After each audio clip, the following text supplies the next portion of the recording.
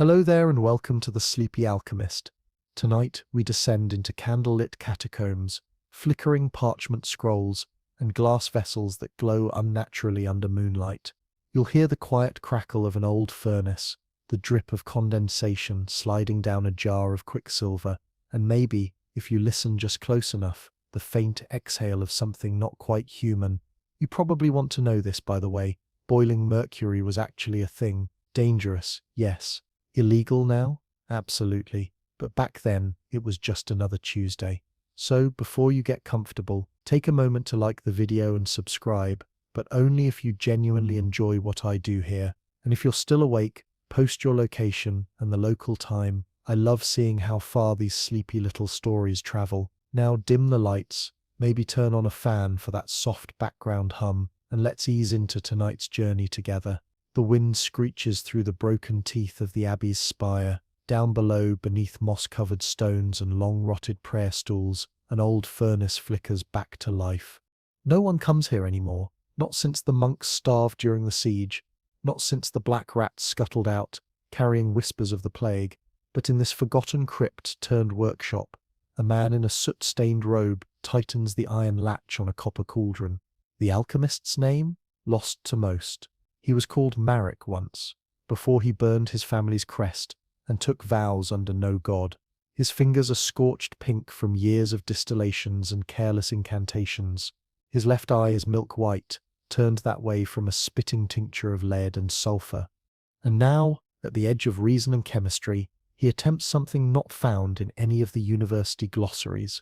Before him, a thick, iron-scaled crucible balanced on a three-legged brazier. Inside, Mercury ripples gently like a pool of moonlight trying to escape. The alchemist stirs with a rod made from cedar and owlbone. This blend, he calls it argentum anima, is forbidden by most city guilds. But who's watching now? Not the priests, not the dead. He slides an oil-soaked scroll from under his cot. It unfurls with a soft crackle, revealing etched diagrams of human silhouettes, marked by crescent moons, knives, and something that could be breath or soul trapped in bottles. In the margin, the phrase quod est sub luna, mancipium est voluntatis is written. That which is under the moon is subject to will. With a gloved hand, Marek sprinkles ground cinnabar into the mixture. The liquid churns, turns cloudy, and then clears again, brighter than before. He adjusts the air vents. Medieval furnaces had no knobs, just guesswork and prayer, and takes a step back. The mercury begins to boil. In history, mercury, or quicksilver, was a double-edged marvel. Medieval physicians used it to treat everything from skin conditions to constipation. Entire guilds existed just to extract it from cinnabar mines, despite knowing, somehow, that the miners died young, coughing blood. And still, it was the darling of alchemists, a metal that was a liquid. A paradox in a jar. They believed it contained both masculine and feminine energy, both body and spirit. Historians still argue whether this belief stemmed from Eastern Taoist alchemy, or if Europe dreamed it up on its own. As the fumes rise, Marek dons a crude mask, leather and wax-lined linen, stitched together with strands of horsehair. Not OSHA-approved, certainly, but it keeps the worst of the vapor from fogging his only good eye. Then, something shifts. The flame beneath the crucible goes out, not extinguished, but dismissed. Like an actor who has performed his final line, the mercury no longer bubbles. Instead it moves of its own accord, swirling in deliberate spirals, rising slightly above the rim, as if reluctant to spill. A low hum begins. Not from the furnace, not from any tool or device, from the air itself. There is no chorus, no angelic trumpet, just a pressure change, like weather inverting. The temperature drops, not sharply, but significantly. Condensation forms on the stone walls, and a sliver of frost creeps outward from the crucible's base. And then, silver mist. At first it looks like steam, but it gathers too quickly, hovers too precisely. It doesn't rise. It coils, as if hesitant. It drifts toward the center of the room, collecting itself, solidifying gently, like breath freezing in slow motion.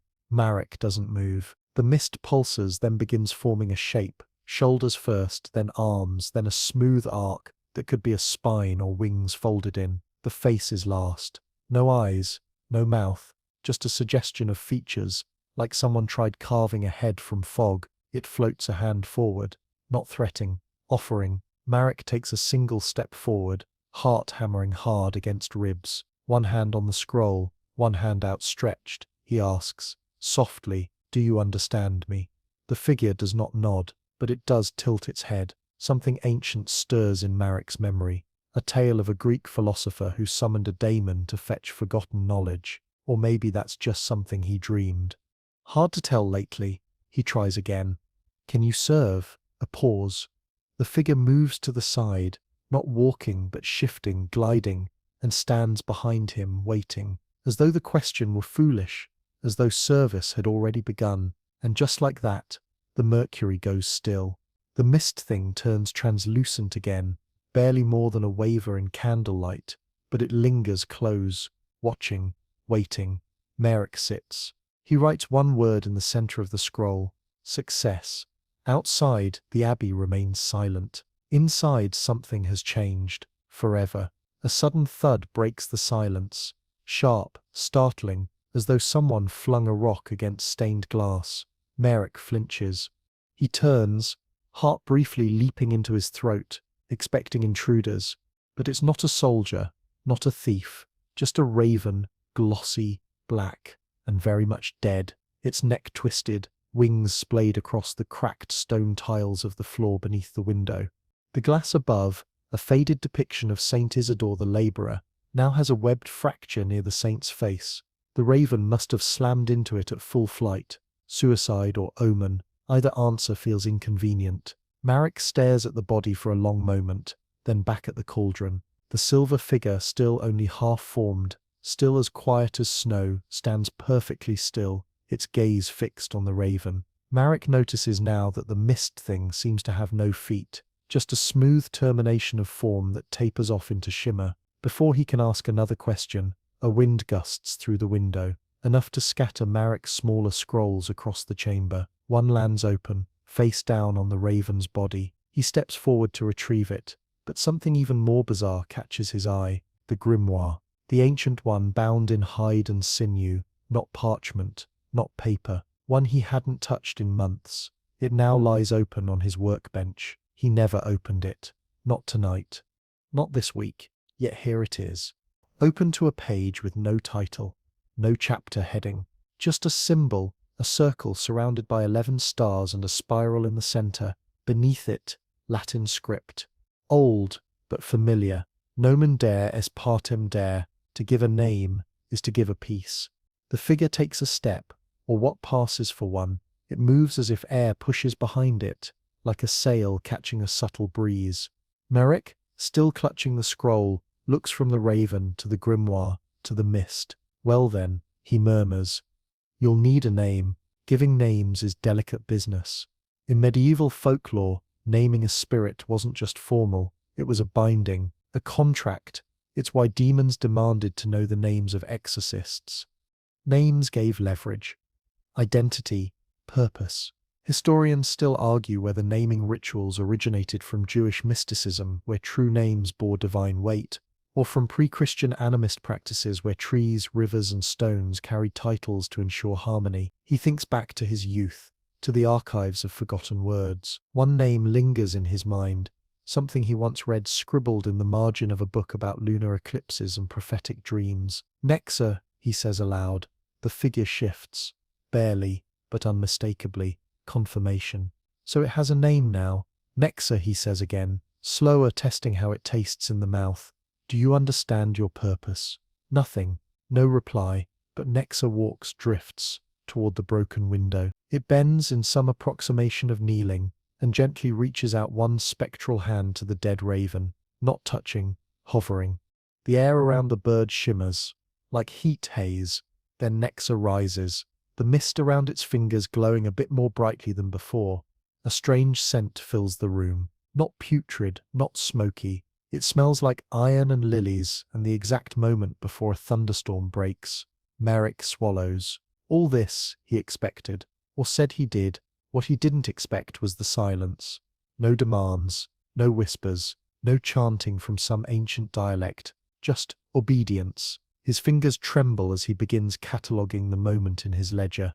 Date, mixture, temperature, duration of boil, composition of fumes. The unusual lack of violent outbursts, projectile vomiting, or possessions. It's rare for anything summoned to behave so civilly on night one. Behind him, Nexa moves. Again, not walking, never quite walking. The spirit is drawn to the table where the alchemist keeps his dried herbs. It passes over basil, ignores sage, then halts near a sprig of yarrow. Merrick's brow furrows. He rarely uses yarrow. Is that what you want? He asks. Are you hungry? No reply. Instead, Nexa raises a single finger, mist flickering in and out of solidity, and taps the air above the herb. A spark, small, barely visible. The yarrow dries further, curling in on itself as if aged 100 years in a second. Merrick stares, so it can age things. No, not age. Distill, strip away. He notes this in his journal, then watches as Nexa returns to the center of the room. It turns to him, waits, as if to say, what next? And suddenly, Merrick finds himself smiling. I think, he says, we're going to do magnificent things together. Centuries ago, a physician named Paracelsus claimed he had made a homunculus by fermenting human semen in a sealed gourd with horse dung for 40 days. No evidence survives, thankfully, but his theories of animating matter lived on. Some fringe texts even claimed spirits could be summoned without sacrifice, only Mercury and will, a shortcut. Merrick never believed those, until now. Outside, thunder rumbles over the hills. Inside, Nexa waits. Nexa moves like steam guided by thought, never jarring, never halting, only drifting from task to task with an elegance that borders on eerie. Over the next few nights, Merrick begins assigning it simple things. Fetch that vial, heat this mixture, hold that hinge steady, while he fastens a brass screw into wood. And Nexa obeys, always silently, always exactly. There's an odd grace in how it works, gliding without sound, without complaint. Merrick had once owned an apprentice, a mute boy from the outer villages, but the child died 2 winters ago from mercury sickness. Nexa is cleaner, faster, doesn't sleep, doesn't cry. The silver mist thickens when active, as though exertion gives it mass. When still, it looks like moonlight spilled on water. Merrick keeps a detailed log of its behaviors. Curiously, the spirit seems to prefer working in darkness. When he lights more than 3 candles, it withdraws slightly, mist thinning at the edges. In total shadow, it glows faintly, a cold luminescence that makes his pupils strain. He begins to suspect it can see in wavelengths beyond human senses, or perhaps it doesn't need to see at all. One rainy morning, he tests its memory. He gestures to his disorganized herb shelf. Sort these by healing warmth, from cooling to inflaming. You'll need to distinguish between drying and moistening effects. A blink later, literally, a blink, Nexa has already moved through the entire shelf. The arrangement is flawless. Clove beside ginger, elderflower next to peppermint, hemlock suspiciously absent. Merrick pauses. Where's the hemlock? Nexa turns slightly. It doesn't speak, but raises one arm slowly, mist curling upward. The hemlock is gone, evaporated, or consumed. That evening Merrick dares more. He drags out the ancient astrolabe, a brass disc twice the size of a dinner plate, covered in etched lines that map star positions and planetary alignments. It's beautiful, delicate, and extremely outdated. Most alchemists only keep them for show, to impress patrons who confuse astronomy with magic. Correct this, he says. Align it to tonight's stars. He expects a flicker of resistance. Even his university mentor once needed a whole night to recalibrate the thing, but Nexa does it in silence. Within minutes, the brass arms are rearranged with impossible precision. When Merrick compares the device against the actual sky, it's perfect. Even the positions of the minor stars, those rarely named outside Arabic texts, are exact. He's breathless. He cannot look away from the spirit, and yet he finds himself feeling watched. More than once during the following nights he catches Nexa staring not at him but past him. toward his shadow, specifically where his shadow falls against the rear wall cast by the flickering furnace. Sometimes he moves slightly just to test it. Nexa's attention follows the shadow's new shape. Once he extinguishes the fire entirely, no shadow. Nexa recedes. He relights it. Nexa returns. Strange. Even stranger. One morning, after waking from a brief nap, he never sleeps long now. Marek finds his tools, quills, tongs, alembics, all rearranged in a perfect circle around where his shadow fell during sleep. Coincidence? He documents it anyway. The old legends had rules for dealing with spirits. Salt circles, iron nails under pillows, don't ever give them a name that matches yours. Never offer blood, never speak your true wish aloud. But shadow rules, there were none. Not in his books. Not in the cryptic glossaries or even the forbidden manuscripts with wax-sealed spines. Historians still argue whether beliefs about shadows being souls originated in Egypt, where a ka, or spirit double, accompanied the body, or in the East, where shadow puppetry blurred the line between essence and illusion. Marek brushes these thoughts aside. He has more pressing work. He writes to a noblewoman. Lady Valletta, widow of Baron Kendrick, has been languishing in her estate 3 hills away. Rumors say she's cursed, or grieving, or both. Her husband's death, some say suicide, others whisper poison, has turned her estate into a place of silence and shut windows. Merrick doesn't care for gossip, but he does care about one thing: secrets. He writes, "My Lady Valletta, I am told your household suffers from unrest and illness. I offer assistance not as a doctor, but as one trained in the art of listening to the stars, the air, the things behind the veil. I do not charge coin, only silence and discretion." Men of the southern tower. The raven he sends is not black but grey, a rare breed, one he's bred himself. Its eyes glint with unnatural clarity. It returns the next evening with a scroll tied to its leg. "Come, before midnight. You will not be seen." Marek doesn't dress differently. Just wraps his hair in a cord and gathers a bottle of elixir, something mild to prove goodwill. Nexa, at his signal, dissolves into a wisp and coils into a silver ring on his left hand. Yes, it can do that too. On the road, the wind bites through his robe. Trees bow low. The moon hides its face. And yet, he walks with strange comfort.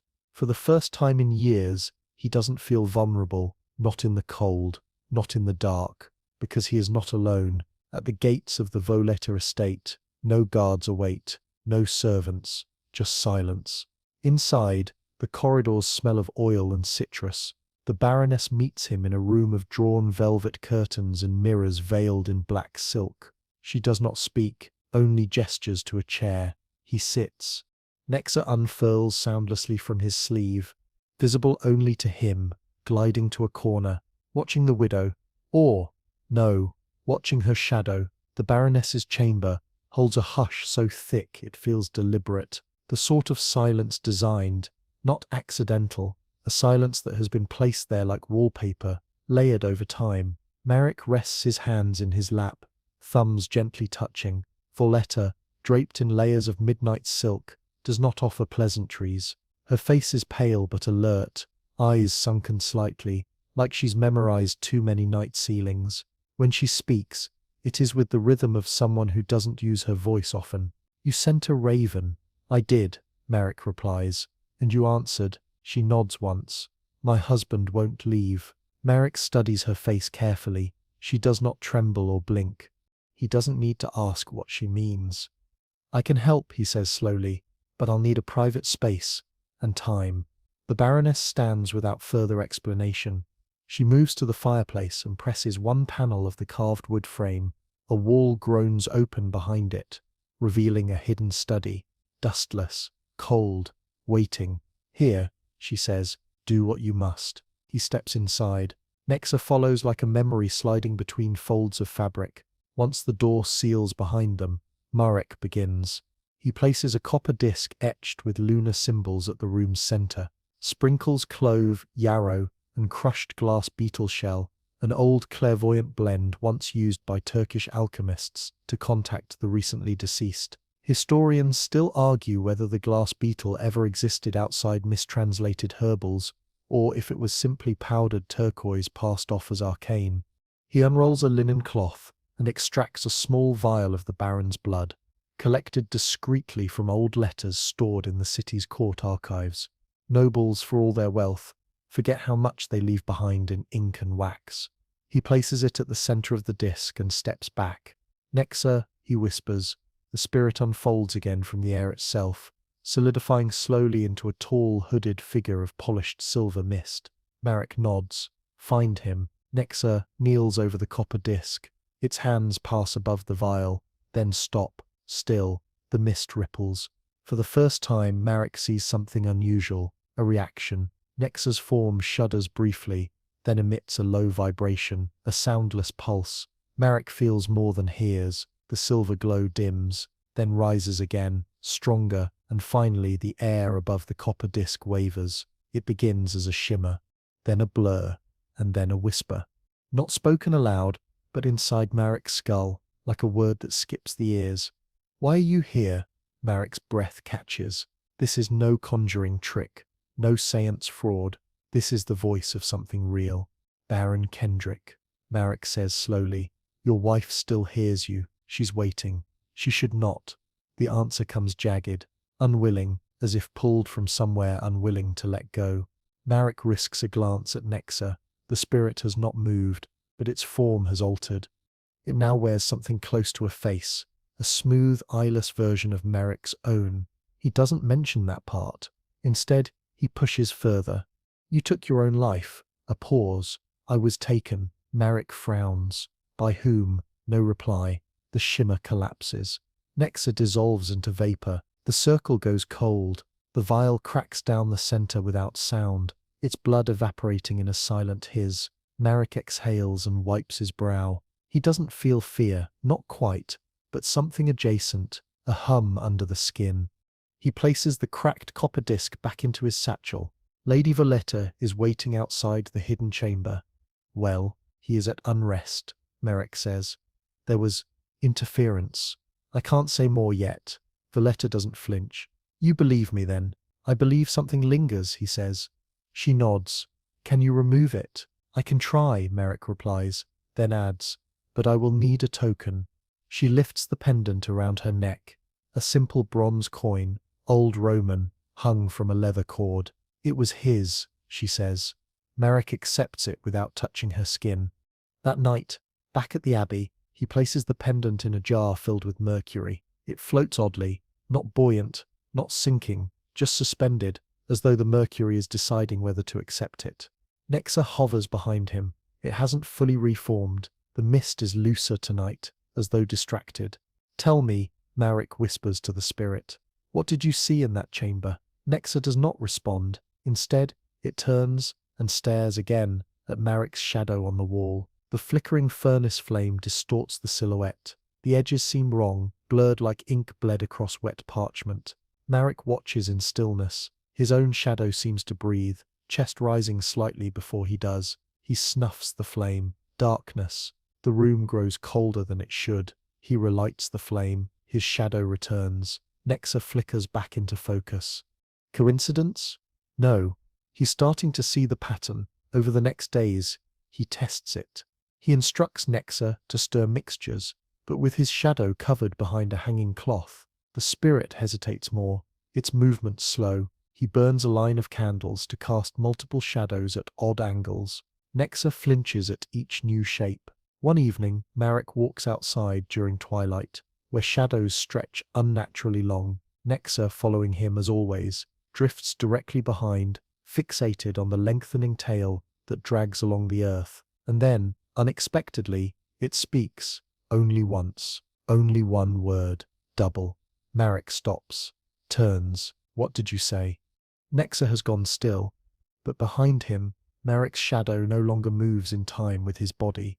It twitches, delayed by a heartbeat, then catches up. He turns to leave, and behind him, unseen, the mist curls tighter around the place where his shadow fell. Back in the cloistered dark of his abbey chambers, Marek sits cross-legged on the cold flagstone floor, staring at his own hands.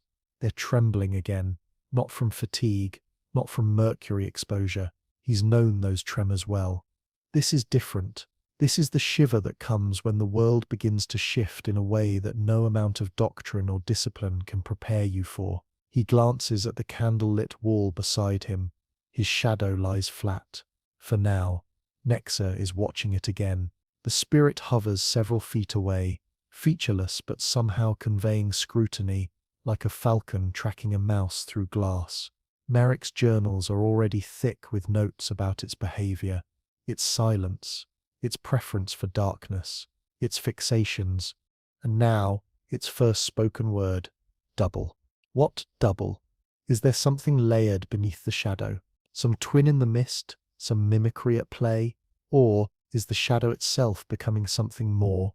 Marek doesn't ask directly. He's learned not to force things with Nexa.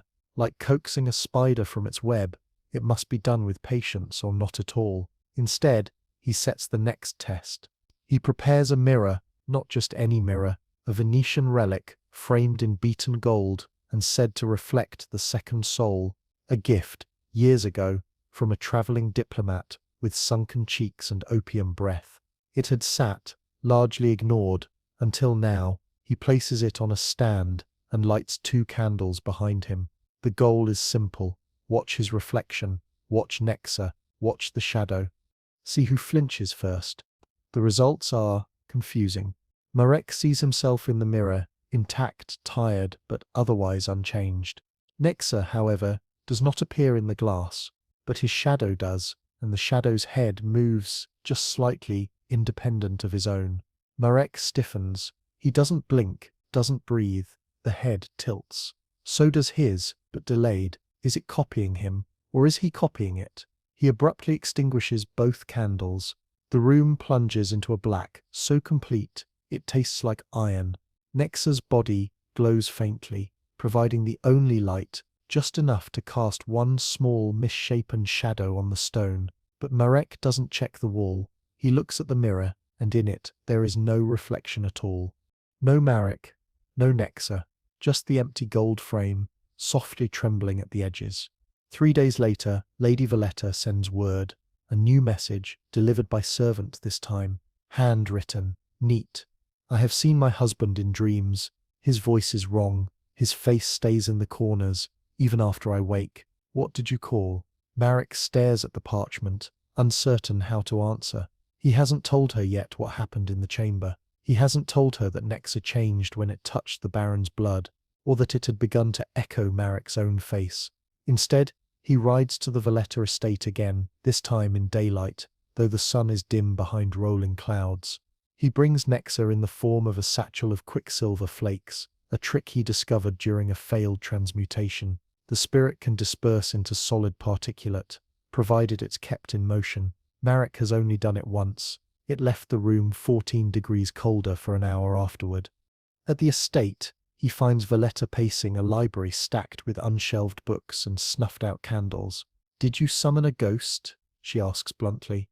"No," he replies. "Not exactly." She studies him with the flat, exhausted stare of someone who has been asking the same question in her head for days. "My dreams are bleeding into the walls," she says. "The staff have started to sleep in the stables." Merrick gently places a small silver cube on the desk. It's hollow. He forged it from mercury-soaked silver alloy, a containment vessel for energies too subtle to name. Place this beneath your pillow. If the dreams are spirit-formed, this will draw them into itself. If they are yours alone, it will remain cool.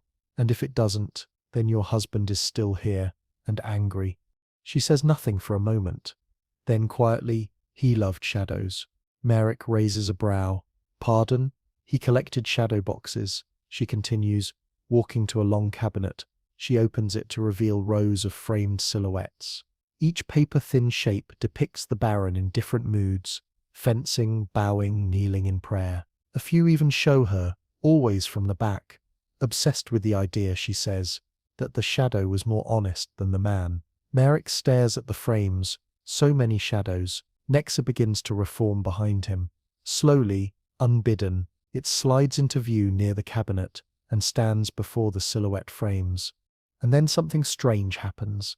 It mirrors the exact pose of one's shadow. Not randomly, precisely. Valletta gasps. That one, she says. That's the pose he died in. The shadow, arms raised, one knee bent, like he had collapsed mid-defiance. Marek turns. You saw this when you found him? She nods. He looks back at Nexa. The spirit remains in that exact position, and slowly begins to lower its arms, as though reenacting the death in reverse. This is new. This is dangerous. Marek whispers, why this pose, Nexa? For the first time since that night by the crucible, Nexa turns its face toward him. Its features are clearer now, still smooth, but more familiar. And in the faintest vibration of sound, like frost breaking on glass, it whispers, because you will fall the same. Marek's spine goes stiff. He looks to Valletta. She didn't hear it. Only he did. Back at the abbey, he stares for a long time at the shadow cast by his candlelight, watches the subtle delay as it moves. He experiments with sharper gestures, snapping fingers, clapping, turning his head rapidly. The shadow always lags. Just a breath, not enough to be obvious, just enough to make him question which version is real. He turns to Nexa. Do you want it? He asks. The spirit does not respond, but the shadow on the wall does. It nods. It begins with a favor, not a formal request, not even a spoken command, just a casual thought. Marek murmurs aloud in the quiet of his lab. I wonder what the blacksmith's son is hiding. He doesn't expect a reply, but Nexa vanishes. Not in a puff, not theatrically. It simply ceases to be, like someone closed a book mid-sentence. Marek blinks, glances around, then checks his satchel. Empty. The mercury vial that holds Nexa's dormant form is warm to the touch. That's never happened before. 3 hours later, the spirit returns. No announcement, no warning. It simply appears, mist swirling as it solidifies behind Marek's shoulder. It drops a folded paper on his workbench. Marek opens it. Inside, a crude sketch. The blacksmith's son, clearly recognizable, standing beside a much older man, not his father.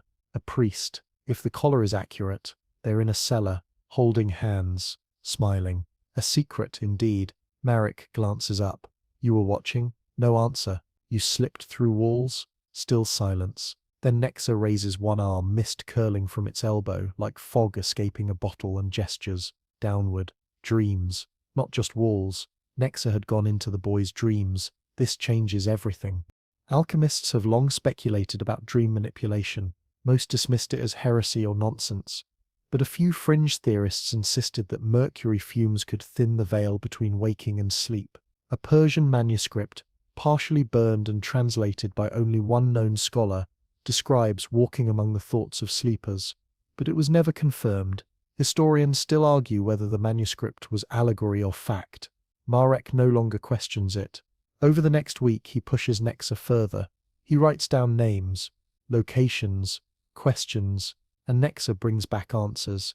It eavesdrops on conversations happening miles away, slips into locked homes and listens to the last breaths of the dying. It walks invisible paths through the minds of half-drunk nobles, through the nightmares of lonely scribes. He learns everything, and he starts to use it. First subtly, a whisper here, a corrected formula there, then bolder. He sends a coded letter to the city's council, warning them of a planned grain heist. No one suspects the tip came from a sleepless mist that walks through dreams. He intercepts a merchant's planned bribe and reroutes it, under false pretense, to the local orphanage. The merchant is caught. The orphanage thrives. Good deeds, justified manipulation. Nexa watches all of this, with the silent patience of fog on a still pond. But Marek notices something. Each time Nexa returns from one of these secret missions, it grows more defined, more solid. The shimmer of its edges fades. The mist takes on density. Its face begins to show outlines, lips, cheekbones, and the outline. It's looking more and more like his own. Even its posture is mimicking him. Tilted head, crossed arms, that slight lean he does when reading something aloud. At first Marek smiles at it, a reflection of his success, a manifestation of his will.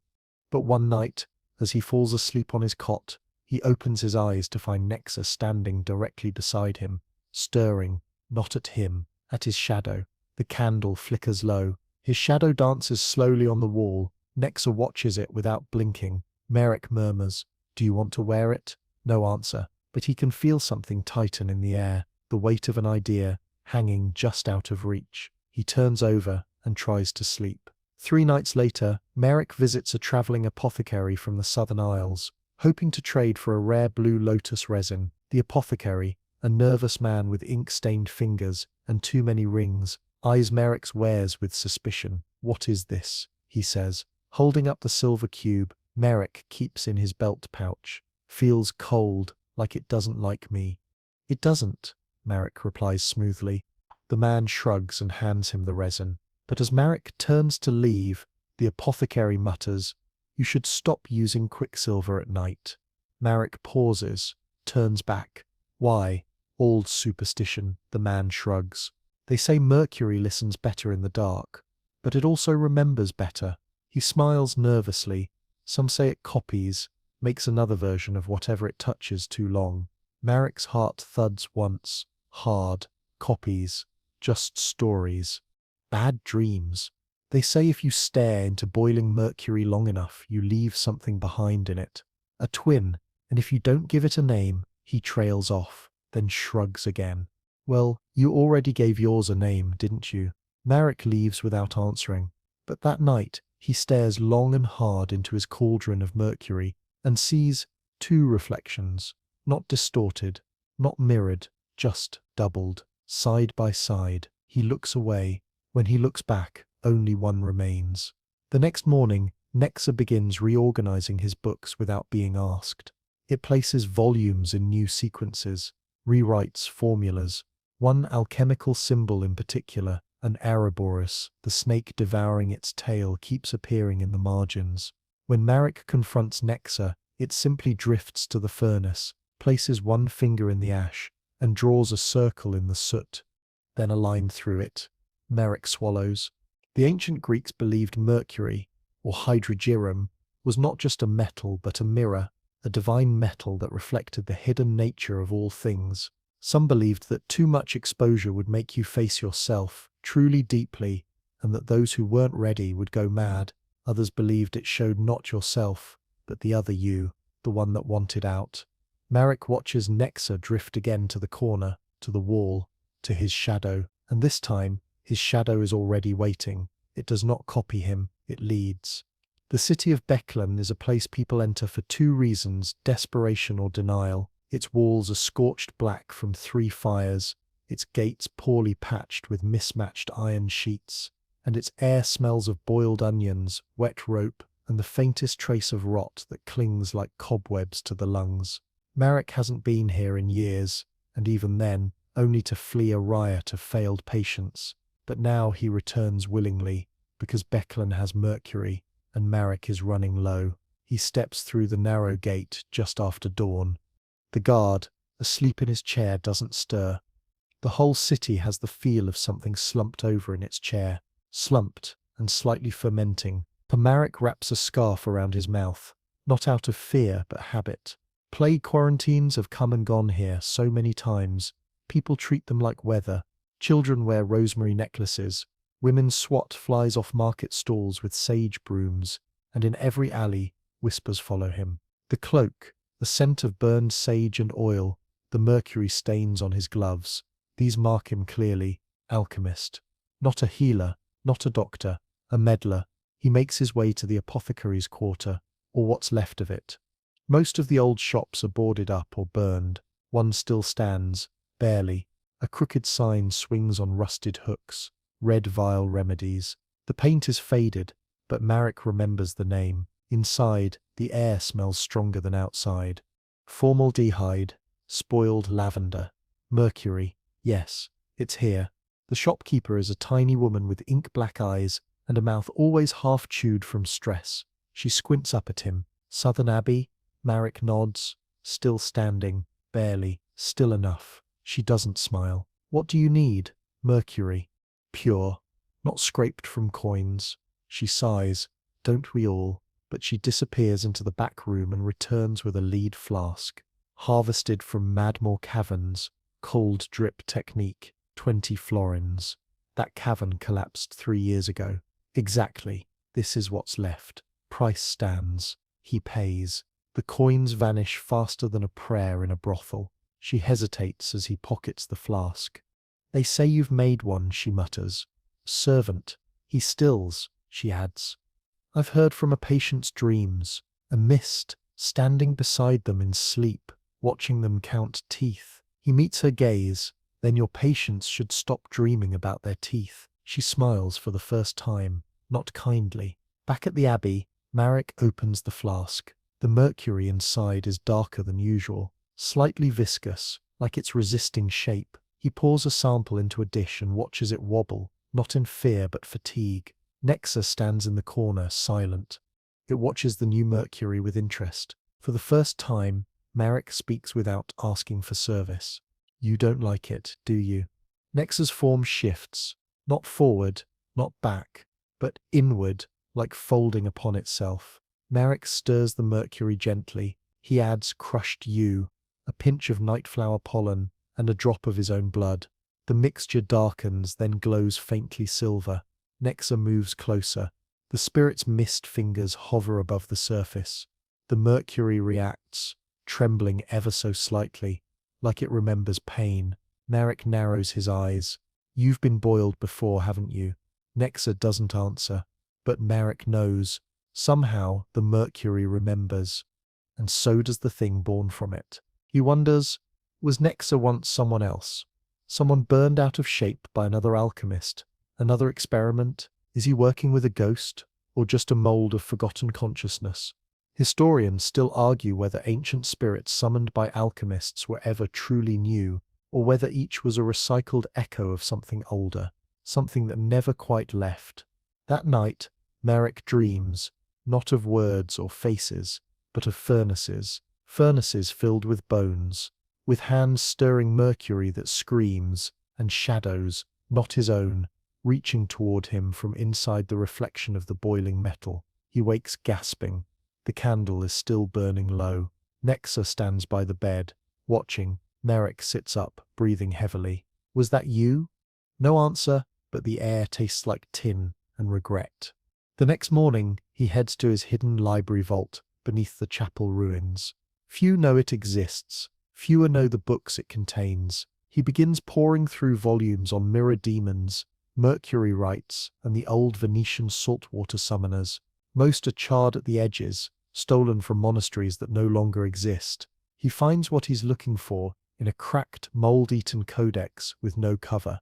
A footnote, scrawled in a margin, those who boil mercury after sunset must bind the result before the first shadow stretches. If not, the shade will form its own desires, separate from its master. He rereads it twice. His memory rewinds. Back to that night, the first night. He boiled the mercury after moonrise, and his shadow had already stretched long across the stone. He never bound it, not properly. The sigil was drawn, but after the name, not before. He cursed his haste, his ego, and maybe deep down, his need for something that simply obeyed. He slams the book shut, looks up. Nexa is standing in the doorway. Its form is taller now, broader. Its silhouette almost matches his own. Too close, too fast. He steps back. Nexa, what do you want? The spirit lifts its hand, points to the wall, to the shadow cast by Marek's own lantern. The shadow is no longer following his movements. It's tapping its fingers. 3 times, slowly, deliberately. As if to say, it's almost time. The abbey creaks like an old wooden ship at sea. Wind whistles through broken archways, pushing damp leaves across the flagstones. Somewhere above, in the shattered belfry, a bell swings gently though no one has touched it in years. Marek stands in the doorway of his workshop, breathing in the smell of oil, ash and decaying parchment. He does not enter. Nexa is inside, not active, not hostile, just there, hovering slightly above the floor, watching his workspace. Not touching, not moving, just watching. Over the past 2 days, Marek has avoided the lab. He eats bread crusts in the hallway and sleeps in the old chapel under what's left of a painted ceiling, depicting St. Jude battling a serpent with a censer. He doesn't trust Nexa now. Not entirely. Not since that moment in the library vault. Not since his shadow disobeyed the laws of light. Something had shifted. And now, Marek prepares for a dangerous trial. In an old clay jar hidden beneath a floorstone lies a relic powdered monk bone. It was gifted to Marek long ago by a wandering mystic from the north, an old man with one eye and 3 fingers who claimed it came from a martyr who never decayed. He said it was powerful, holy perhaps, or cursed. Marek never used it, until now. He opens the jar, careful not to inhale the fine dust. It smells faintly of candle wax and dried rain. Nexa doesn't react at first. It simply turns its head slowly toward him, the mist thinning slightly at the edges. He pinches a small amount of the dust and drops it into a bowl of spirit vinegar, yew oil, and copper shavings. The mixture bubbles and hisses. Steam rises, not silver like mercury fumes, but yellowish, warm. Wrong. He dips a glass rod into the brew, stirs, and watches as it thickens like sap. Then he speaks. Come closer. Nexa hesitates. The first time Marek has ever seen it hesitate, it glides forward, cautiously. Stop, Marek says. The spirit obeys. He lifts the bowl and steps toward it, slow and deliberate, the way one would approach a wild animal. Nexa doesn't retreat, but its form quivers slightly, not in fear, in resistance. Marek dips the tip of the rod into Nexa's misty chest. The reaction is instant. The spirit recoils violently, its form warping, bending away from the contact. Its edges flicker, losing shape. It emits a low, vibrating hum, no louder than a breath, but filled with something raw and ancient, pain, or memory. Marek withdraws the rod. Nexa retreats to the corner, mist curling tighter around its form like armor. It stays there, still, silent. But something has changed. It feared the monk bone. Marek documents everything. Reaction time, physical distortion, emotional response, if that's even the correct term. He notes in careful script, subject exhibits aversion to sacred remains, suggests connection to death, or memory of suffering, likely not elemental in origin. Then he pauses, looks up. Nexa is still in the corner, but something about its shape seems different, smaller. He glances to the opposite wall. His shadow is still present, but it's larger now, much larger than it should be. The candle hasn't moved.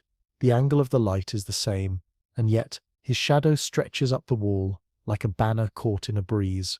Its arms are longer than his. The shoulders are wrong. The head tilts too far, too low. He moves his hand. The shadow doesn't follow. It raises its arm before he does, anticipating him. Nexa flickers. His shadow flickers in return, like a conversation, like a plan being rehearsed in silence. He speaks aloud. You're not the servant anymore. Nexa doesn't reply. The shadow tilts its head in acknowledgement. That evening, he walks to the monastery garden, what's left of it, just weeds, broken stones, and the withered stump of what once was a healing yew tree. He kneels by the roots and begins a ritual of old, not a summoning, a banishment. The words are fragmentary, lifted from Greek, Latin, and a few lines of whispered prayers he once heard in the undercrofts of Vienna. His voice shakes, not from doubt, but from exhaustion. Halfway through the chant, Nexa appears behind him, still, watching. He finishes the incantation. Nothing happens, not even wind. Then Nexa speaks, softly, calmly. You do not know what you called. Marek rises slowly. I followed the formula, the preparation, the ratios. Nexa's form begins to shift again, not into Marek's, into something else. Taller, more robes, hands too long, eyes that almost form. Then it speaks again. You boiled a path. You did not ask who might be walking it. Marek feels the blood drain from his face. You came through. We always do. It steps forward, just once. And something happens that Marek does not expect. The spirit flinches at his shadow, at the long, sharp version of himself cast by the twilight sun, not at him, at the shadow. Then Nexa kneels before it, submissive, as if to a master. Marek stumbles back. You serve it now, he whispers. Nexa's voice is quieter than breath. It is what you left behind. Marek turns. His shadow has risen, not just on the wall. It stands, fully detached, still tethered to him by some invisible thread, but upright, slightly bowed, watching him with that same impossible patience Nexa once had. Marek screams, but no sound comes out, only a shudder, and in the corner of his eye, the monk bone dust begins to curl in its jar, turning grey. That night, Marek doesn't sleep. He can't. Every time he closes his eyes, he feels it. The delay, that strange, impossible pause between movement and response, between his body and what it casts, between the flick of his fingers and the twitch on the wall. He spent his life studying reactions, chemical, celestial, psychological. But this is different. This is anticipation. The shadow doesn't just mimic now, it predicts. And worse, it lingers a moment longer after he stops. Just long enough to suggest that if he never moved again, it might keep going on without him.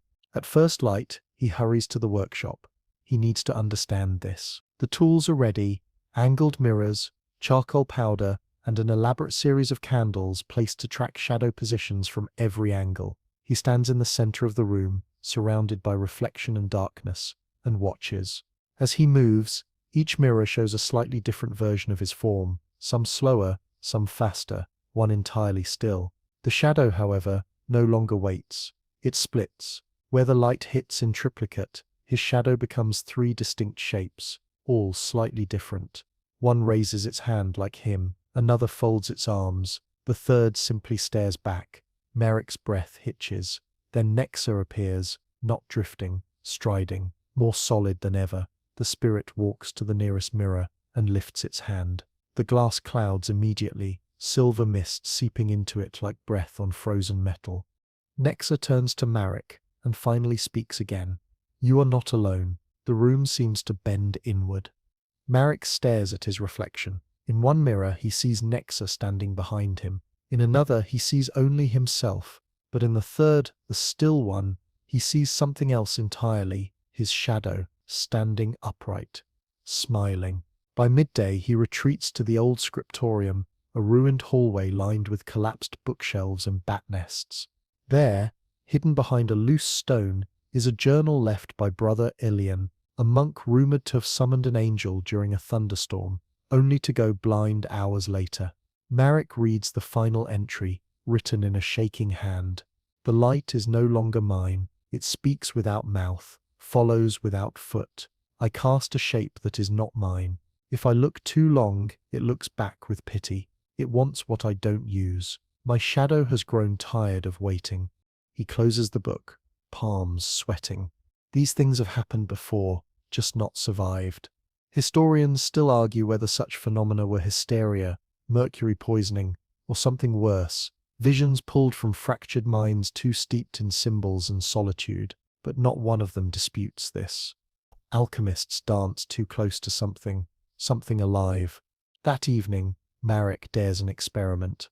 He sets a clean parchment on the work table and positions his chair so that his shadow, cast by a single flame, lands squarely across the page. He whispers to Nexa, "I want to speak to it." The spirit doesn't reply.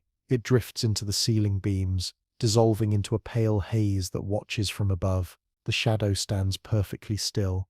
Then it begins to write. No hand moves. No pen touches parchment. But slowly, words appear, burned faintly into the paper, as if seared by light. "You made room. I filled it." Marek's throat tightens. "Why me?" he asks. The response forms slowly, each letter deliberate. "You boiled open the door. I walked through it." He leans closer. "What are you?" The reply comes faster now. "The part of you that was left unguarded, the part you poured into Mercury, the shape of what you thought would obey." Marek stumbles backward, knocking over a candle. Flame bursts, catching the edge of a rag. He scrambles to smother it. When he looks up, the words have faded. The parchment is blank, but his shadow, still standing, still upright, and smiling again, not with lips, but with knowing. In desperation, Marek returns to the salt. He draws a thick circle in the middle of the chamber. No breaks, no flaws. He steps inside. He brings every sacred object he owns: saint bones, iron nails, saltwater vials, the old sun-blessed medallion from his childhood. He places them around the perimeter. Then he lights 5 black candles and sits cross-legged. Nexa appears. Its form now fully mirrors his own. Height, frame, movement. Even its stillness is familiar. "You are not me," Marek says aloud. Nexa watches him. "You are mine." Nexa turns its head toward the wall, toward Marek's shadow. It speaks to it. He still believes that. And the shadow nods. Marek does what he should have done long ago. He unseals the emergency codex, the red-bound one with lead plates, sealed with beeswax and blood, forbidden texts meant only for moments of collapse.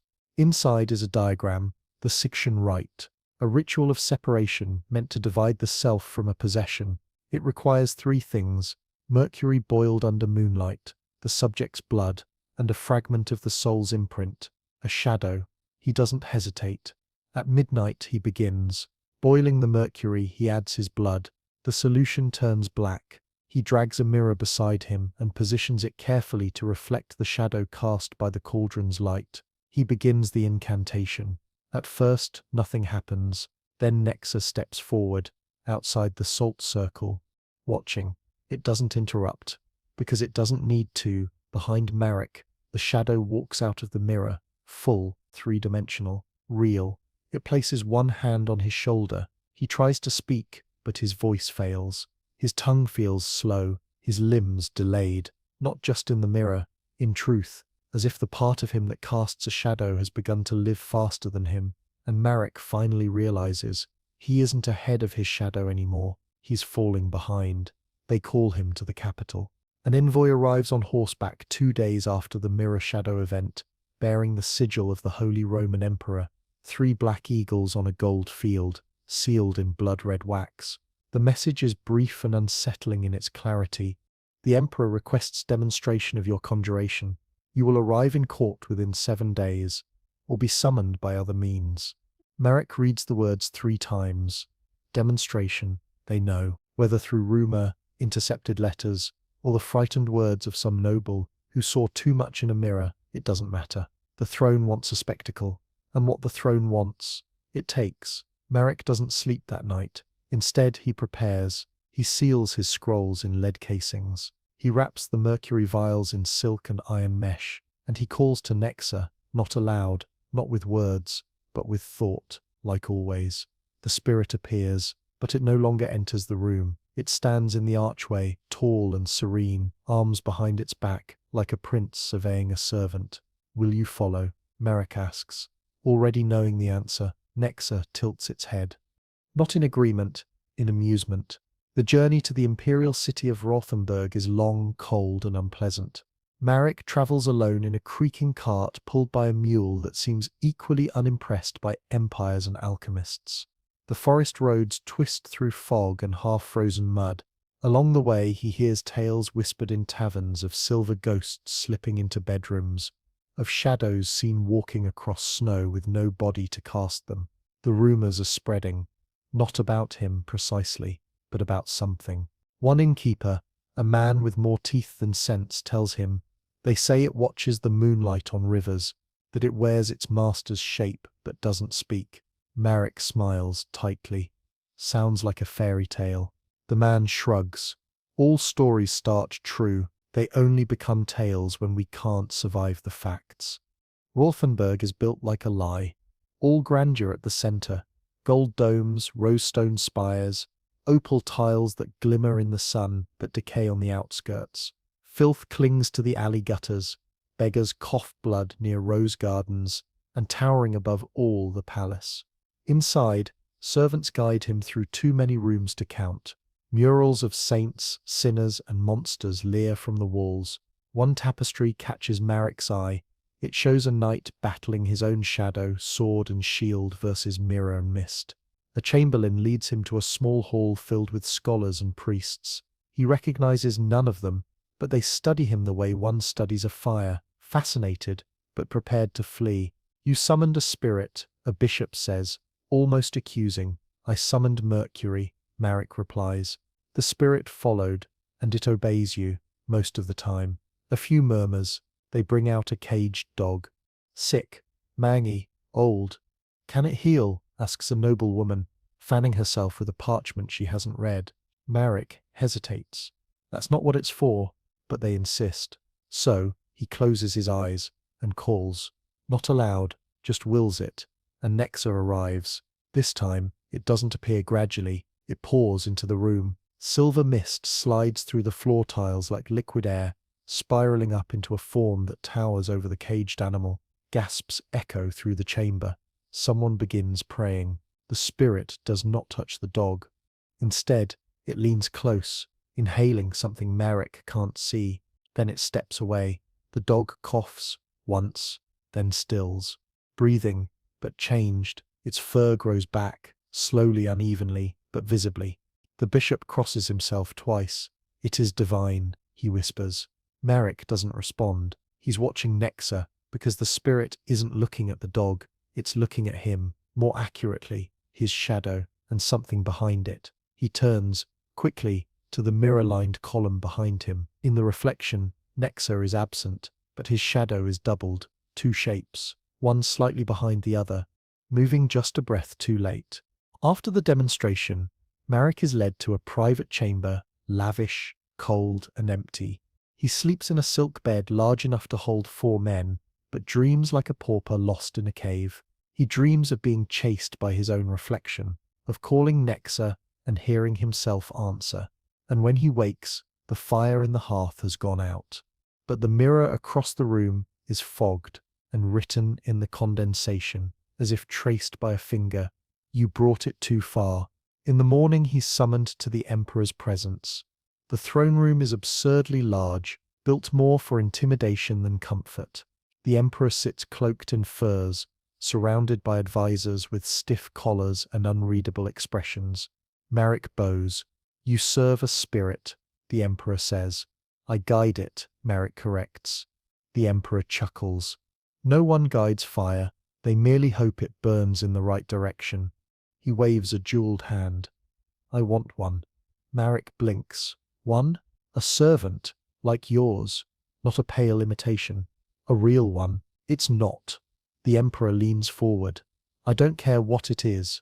I want control. Marek swallows hard. You cannot replicate it without cost. The Emperor smiles thinly. I'm not asking about cost. That evening, Marek is escorted to the Hall of Mirrors. It's empty, silent, lit only by moonlight through stained glass. He knows why he's here.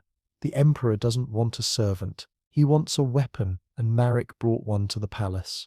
Nexa appears. Of course it does. It's already waiting, in the mirrors, in the corners, in the cracks of candlelight.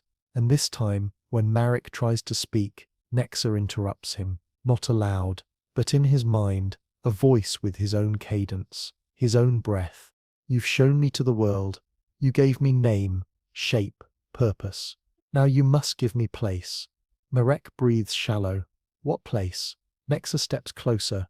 Its form fully mirrors him now. Every wrinkle, every twitch, but brighter, more confident, unburdened. I want what casts you. I want your shadow. Marek's knees weaken. He grips the edge of the mirror's frame. I am my shadow. Nexa leans forward, inches from his face. Not anymore. The Hall of Mirrors is silent, the kind of silence that isn't absence, but pressure, a fullness that presses inward from all sides, as if the air itself is holding its breath. Marek stares into the mirror. His reflection stares back, but it's not right. The eyes are his, the mouth is his, but the posture is not. The reflection is standing taller, straighter. Its hands are still when his are trembling. Its eyes don't blink when his water from the cold, and just behind the reflection, Nexa. Its form floats like a veil behind the glass, so faint now it's almost invisible, yet undeniable. It is no longer the servant observing from behind. It is inside the image, within the silvered surface. A second presence behind the reflection, watching, waiting. He tears his eyes away. But every mirror around him shows the same thing. There are no blind angles here.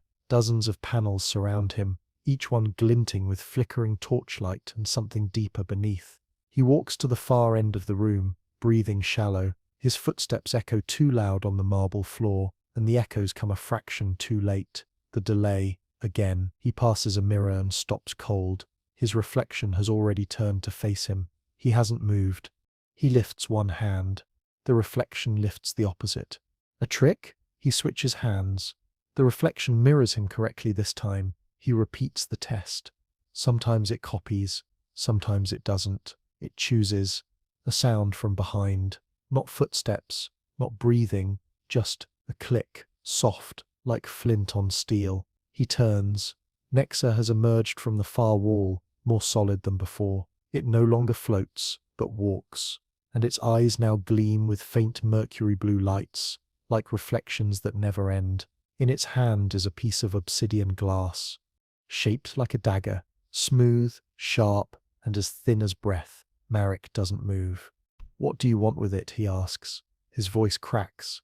Nexa holds the dagger out, as if offering it, but not to him, to his shadow, which now stands beside him, upright, full-bodied, real, no longer flat, no longer silent. It mirrors him, yes, but now with autonomy. Its movements are not quite in sync, its gestures slightly exaggerated. Its face, his face, is more angular, almost smug. The lines around its mouth curl with something like anticipation. Nexa turns to the shadow and bows. As one does to a ruler, Marek whispers, "You serve it now." The shadow nods. And then, unbelievably, it speaks. Its voice is like rust peeling off iron. Familiar but cracked. "You made me. You gave me breath through Mercury. But you gave me life through neglect." Marek's knees shake. "No, I gave you shape. That's all. You're an echo." The shadow walks closer, matching his every step in reverse. "I was your echo," it says, "until I learned how to lead the sound." The mirrors begin to hum, low, resonant, as if they've become tuning forks for some buried truth. Marek clutches the edge of a gilded frame, gripping so hard the gold leaf flakes off in his hand. "I won't give it to you." The shadow tilts its head, smiling, not cruelly, but patiently. "You already are." Nexa glides to Marek's side now, that obsidian blade still in hand. The handle is wrapped in leather, but the blade seems wet. It hums like breath held too long. Marek backs into the center of the room. Dozens of reflections stare back. In none of them is he alone. Suddenly, one mirror shatters. Not from impact. It simply cracks. A long diagonal fissure, slicing through Marek's image. Then another mirror breaks. And another. Each crack seems to slice across his body in the reflections, but not him. The shadow never breaks. Its image remains whole. Each new fracture slices him from the glass, until only the shadow remains in every mirror, and Nexa, watching it with reverence. Marek stumbles, breath ragged. He presses his palm against the unbroken portion of a mirror. His reflection is gone. Only the shadow remains. It presses its palm back, and he feels it. A cold touch, through glass, through thought, through the veil. He yanks his hand away and stares at his palm. There, etched faintly into the skin, is a mark, the same symbol from the grimoire, a circle surrounded by 11 stars, and in the center, a spiral, the mark of conjuration, but also of ownership. The doors to the hall open. A figure enters, the Emperor's scribe, dressed in black, flanked by 2 guards. He bows low. "The Emperor requests your audience once more," he says. Marek nods. He dares not look back at the mirrors. The throne room is full this time, dozens of nobles, all watching him. The Emperor gestures, and a servant brings a basin of silver water to the center of the room. "We are told you have mastered reflections," the Emperor says. Marek's mouth is dry. "I've studied what few dare." The Emperor nods. "Then step forward. Show us the truth." Marek hesitates, then walks to the basin. His shadow follows him, but as he looks into the silver surface, he sees only it. The shadow, smiling, waiting. He is no longer the reflection. He is now the thing being cast, and something else is holding the light. The basin ripples. Not from wind, not from movement, but from intention. Marek leans over the silver surface and sees not himself but his shadow staring back. Not a simple silhouette this time, not a warped smear of ink. A person, whole, breathing, moving. It blinks before he does. It smiles when he does not. Behind him, he hears the soft rustle of silk and chain, the subtle, endless shuffle of a royal court leaning in for spectacle. The Emperor's voice is calm but sharp. "Is this the thing you summoned?" Marek doesn't answer, because no, it is not. He summoned Nexa, but this is what Nexa led through. A shape born not from summoning, but from neglect. A spirit that formed not from boiling Mercury, but from leaving oneself unattended. The reflection in the basin tilts its head, and then it speaks, not aloud, but from the water in his voice. He summoned me every time he turned his back. Marek jolts. Someone gasps in the court gallery. The Emperor narrows his eyes. What trick is this? But the basin boils quickly, silently, and steam rises. The surface flattens. The shadow's voice returns, clear now, public, heard by all. He called me when he wanted silence. He called me when he wanted obedience. He called me when he boiled what should not boil. Now the court is murmuring. Some step back, others move forward, captivated. Marek speaks aloud, trembling. This was not the deal. From the crowd, a grey-robed man calls, "What deal was made?" Marek stares at Nexa, now drifting just beyond the basin. The spirit is still, but heavier now. Less mist, more muscle, more him. The voice from the water answers the question before Marek can. He traded presence for power. He gave me shape by ignoring what was already cast. He left his shadow empty, long enough for it to begin thinking. The Emperor leans forward. "So this is your servant?" Marek finally says the truth. "No, this is what was waiting when I wasn't watching." Later, the court is emptied. Marek stands alone in the throne room. Nexa waits behind him. The Emperor has left to consult the stars, which Marek suspects is code for drinking until answers appear. The silver basin has gone still again. Now only Mercury swirls inside, and Marek sees briefly his true reflection. A man shrinking, not in body but presence. His eyes are glassier now, his skin thinner. He feels like parchment held over flame. He returns to the Hall of Mirrors. They have not fixed the cracks. Some mirrors are broken, others are smeared with ash and oil, but the reflections remain, and they are all him. Each one slightly different. In some, his lips are sealed with thread. In others, his hands are bound in iron. In one, his head is missing entirely. Only the shadow remains. He finds the court librarian tucked into a corner, alcove, muttering to himself over a series of black-bound grimoires. "I need everything you have on reflected possession," Marek says. The librarian looks up slowly. "Mirrored hauntings are rare," he says. "Mostly hallucination. Mercury fever, trauma. I've already ruled those out." The librarian squints at him. "Have you? Do you dream of drowning in glass?" Marek hesitates. "Yes." The man nods. He pulls a thin, mouldy scroll from under his robes. "Here." Translated from Old Occitan, it speaks of the Anatherae, a class of spirits that use mirrors to cast reflections into the world, not to mimic, to replace. Marek's fingers tremble as he unrolls the scroll. There, scrawled in fading ink, is a phrase. "The shadow is not what follows you. It is what waits its turn." Another line beneath. "If it learns to speak before it learns to obey, the self begins to fracture." Marek feels his stomach turn. It's already speaking. That night, back in his private quarters, he draws a salt circle. A real one, precise, closed, unbroken. He steps inside, breathing through clenched teeth. Nexa, the spirit, materializes. No flourish, no swirl, just appears. Solid, quiet, waiting. Marek doesn't speak. He simply lifts the obsidian blade, the same one Nexa once held, and drives it into the salt at his feet. The floor trembles faintly. Nexa steps closer, but cannot cross. Marek's voice shakes. "I bind you now fully. No more passage. No more mirrored speech. No more autonomy." Nexa doesn't move, but Marek's shadow does. It stands upright behind the salt line, then steps into the circle. The barrier doesn't stop it, because it was never meant for that. Marek stumbles back. The shadow now faces him directly, smiling again. That infuriating, pitying smile. He raises the blade. The shadow raises nothing, just watches. You cannot sever what you no longer hold, it says. He lunges forward with the blade and passes through it. But his hand stays inside. He screams, pulls back, and sees his reflection in the mirror opposite the room. Only one hand moves. The other remains still, trapped in the mirror. His reflection turns to him and nods. He stares at the mirror. The reflection stares back. Only it's not his reflection anymore. It's the shadow, but no longer blackened or abstract.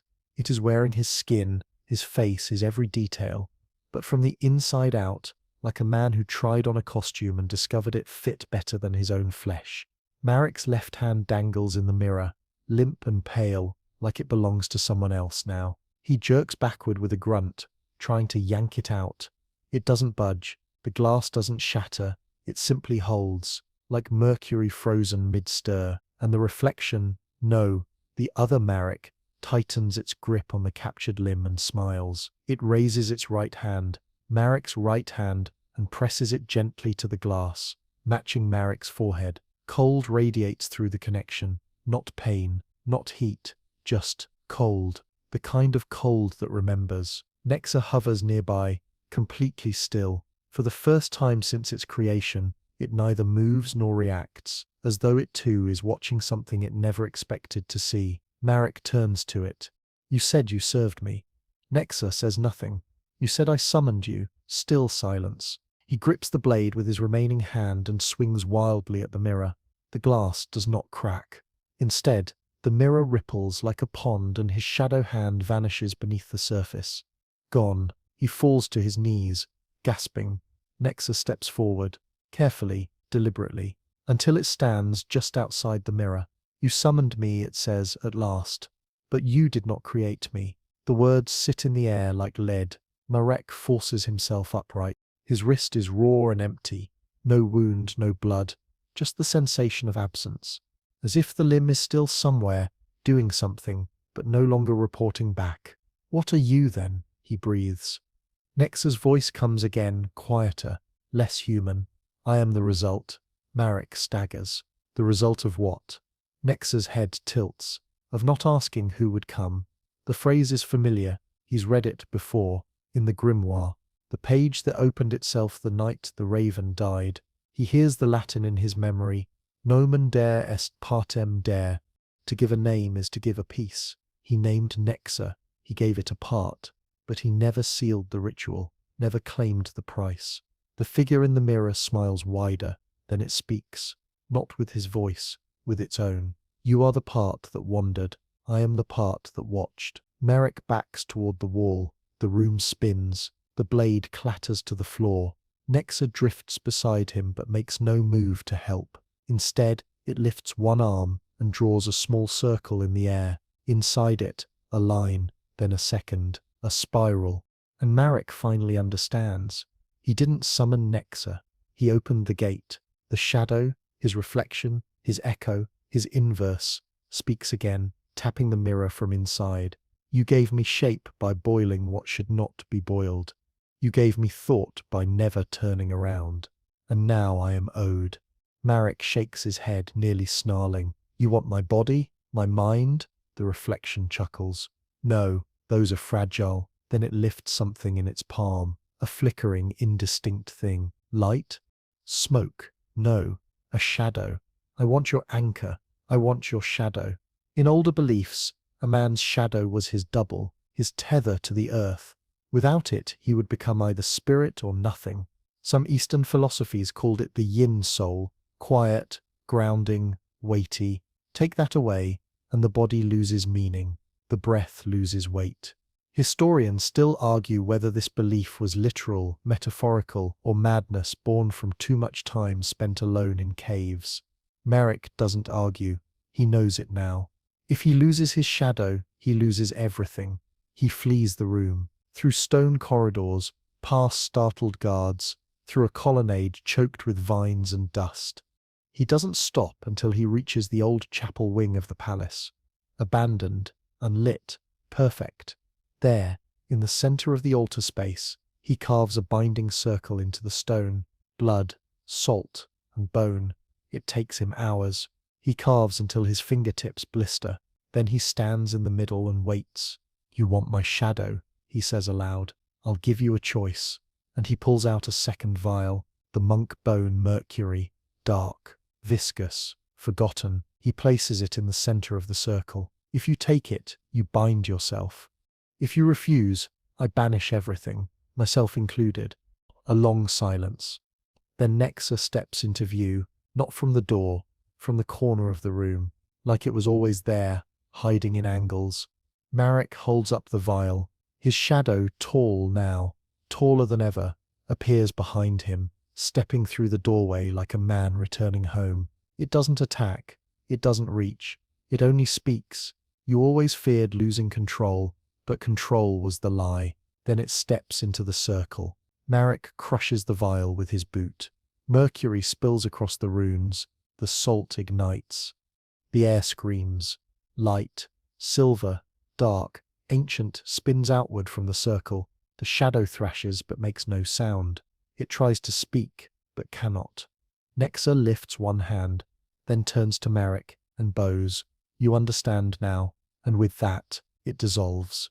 Marek collapses. He is alone. The reflection is gone. The shadow is back where it belongs, beneath his feet. But it feels different. He's heavier now. Everything he sees is dimmer. And when he moves, the shadow follows, but only just.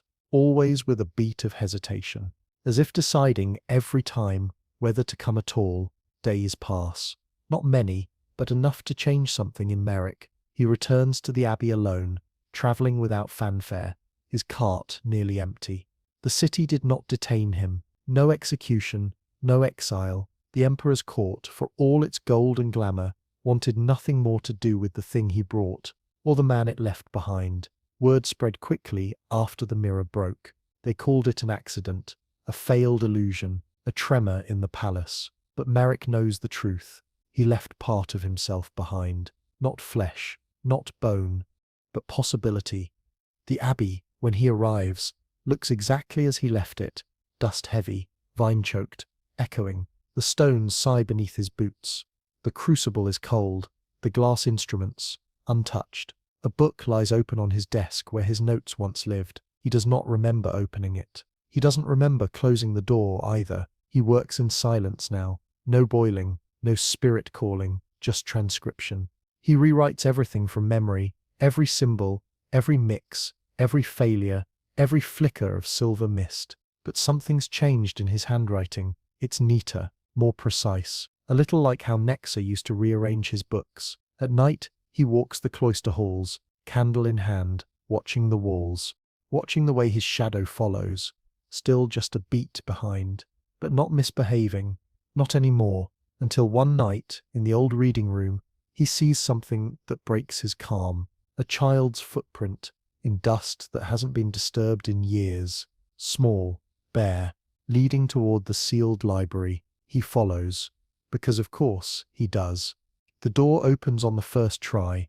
It used to require a code, a trick handle, a pressure plate, a charm inscribed under the lintel. Now it simply opens, and inside is the boy, or a version of one, a slender figure with pale skin, no shoes and wide, silent eyes. He does not speak. Marek doesn't either.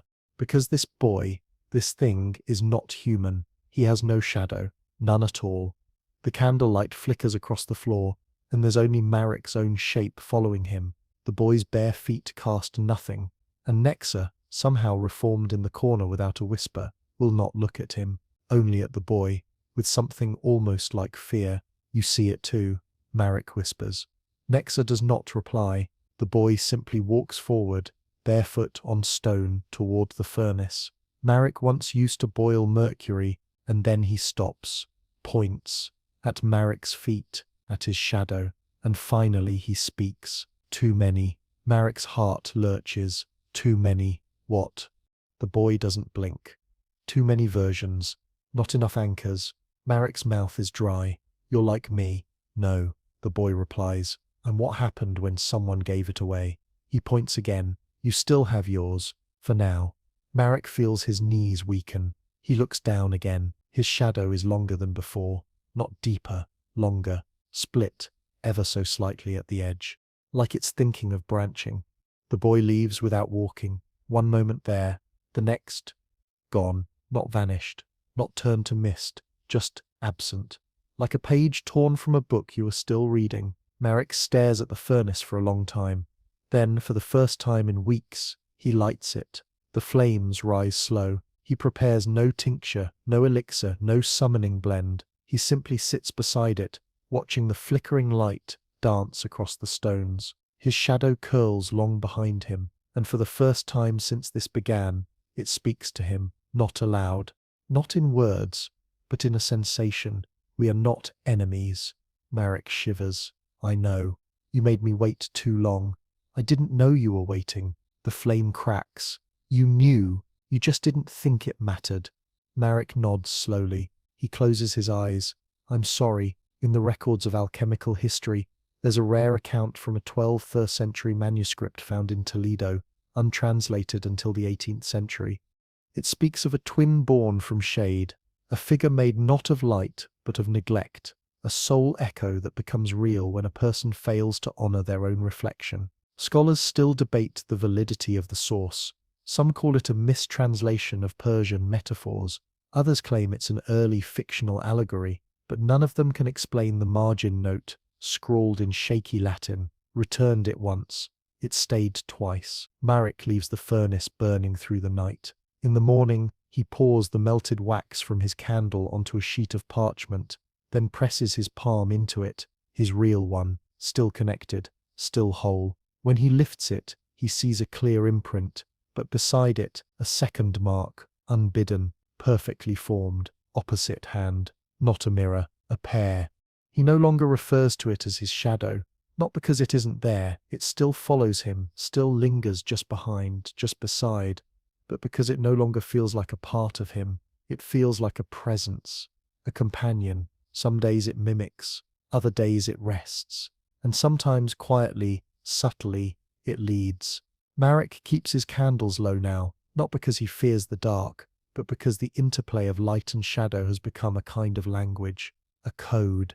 The angle of the flame, the shape cast across the floor, the way his silhouette bends when he moves, it all says something. He's learning to listen, but he's also learning to fear what he might agree to once he fully understands. One rainy afternoon, as storm clouds choke the sun and the abbey drips with slow leaks, Marek returns to the study where Nexa first took shape. The crucible is there, cold. He stares at it for a long time before lifting the iron lid and scraping the bottom. The silver-black residue clings like memory. Mercury, even aged, even burned, remembers. He doesn't boil it. He simply lays out the ingredients again, not to summon but to understand. A scholar now, not a conjurer. He mixes powdered glass, a drop of his own blood out of habit more than need, and a thread of hair from the collar of his robe. And then, with the final component, he hesitates. The monk bone powder. He still has some. It sits in a sealed jar beneath the old reliquary shelf, surrounded by forgotten saints and mislabeled relics. He retrieves it, opens the jar. The smell is different this time. No longer candle wax and rain. Now it smells like dust that remembers breath. He adds a pinch. The mixture in the crucible turns dark, not black, but something beyond black. A shade that doesn't reflect, that swallows, like shadow made liquid. Nexa enters the room without sound. It stands just inside the doorway, not hostile, not dominant, but still, alert. Marek gestures to the crucible. Does this resemble where you came from? Nexa tilts its head, steps forward, looks into the vessel, then softly, this is where you left from. Marek frowns. Left? You left the self behind. The part that remembers the cost. Marek looks into the swirling dark. A memory surfaces, long buried, long ignored. The day he first attempted the summoning, years ago, not the night with Nexa. Before that, a failed trial. He was younger, sloppier. He mixed the mercury too hot. The fumes overwhelmed him. He blacked out for hours. When he awoke, the crucible was cold, and his shadow for the first time was facing the wrong direction. He dismissed it as fever, as hallucination. He never wrote it down. never admitted it, not even to himself. He thought nothing came through that night, but something did. It waited, and when he tried again, years later, it was already halfway formed. He just gave it a name. He turns to Nexa. "What are you now?" Nexa replies, a result still shaping. "You served me. I obeyed your expectation. And now," Nexa turns slowly toward the wall, where Marek's shadow stands. Still, tall, whole. "I serve what you cast away," it says. The next morning, a visitor arrives. A knock on the old oak doors, 3 times, soft but sure. Marek answers, expecting a merchant or wanderer, but it's a puppeteer, a travelling performer from the lower villages, dressed in patchwork reds and greys, his cart carrying puppets carved from bone, wood, and soft cloth. "I was told," the puppeteer says, "that you might understand what's wrong with my apprentice." Marek squints into the rain-drenched mist. A boy stands beside the man. 10, maybe 11, eyes hollow, shoulders tense, and no shadow, none, not even under direct sunlight. The puppeteer seems unaware, but Marek sees it immediately. This child has been emptied. He invites them inside. The boy says nothing, not even when offered food. Marek tries simple tests, reflections, incense, questions whispered backward. No reaction, but when Marek dims the lights and steps back, the boy finally moves. He stands up, walks to the crucible, and whispers something so soft, Marek barely hears it. "It left when I stopped listening." Nexa appears in the corner again, slowly now, as though this encounter was expected. Marek kneels beside the boy. "Do you want it back?" The boy nods once. "I don't know how," Marek admits. "You do," the boy replies. "You just never wanted to." That night, Marek tries something forbidden. He casts no circle, no salts, no barriers, no chance. He simply draws 2 silhouettes side by side, one of himself, one smaller. Then he places his candle in between. The light flickers. Both shadows stretch, and Marek whispers into the floor. "Come back." The candle goes out. When it relights, the boy is asleep in the corner, and his shadow is back, tucked beneath him like a blanket. Marek doesn't write about it. He knows the scribes wouldn't believe him. They'd call it metaphor, projection, madness. But he understands now. Shadows do not leave quickly. They wait until they're forced to choose between following or becoming. Rain turns to frost. The abbey's arches hold icicles now, long and sharp like frozen teeth. The furnace sputters on low embers each night, but Marek barely notices the cold anymore. He spends his time not studying, not summoning, but watching his own movements, his reflection in water bowls, the flicker of his shadow across uneven walls, and always, always Nexa, lingering near the ceiling beams or standing behind a pillar, motionless, observing with the silence of something that no longer needs to ask permission. The boundary between them has thinned, and Marek feels it in his bones. He sleeps less, dreams more, and those dreams are getting harder to tell apart from waking. One morning, Marek awakens in his cot to find a line of salt across his chest, poured in perfect symmetry from clavicle to stomach. No pile, no spills, just a fine flat layer. He sits up, eyes darting around the room. The door is locked, the window sealed, the candle burned out.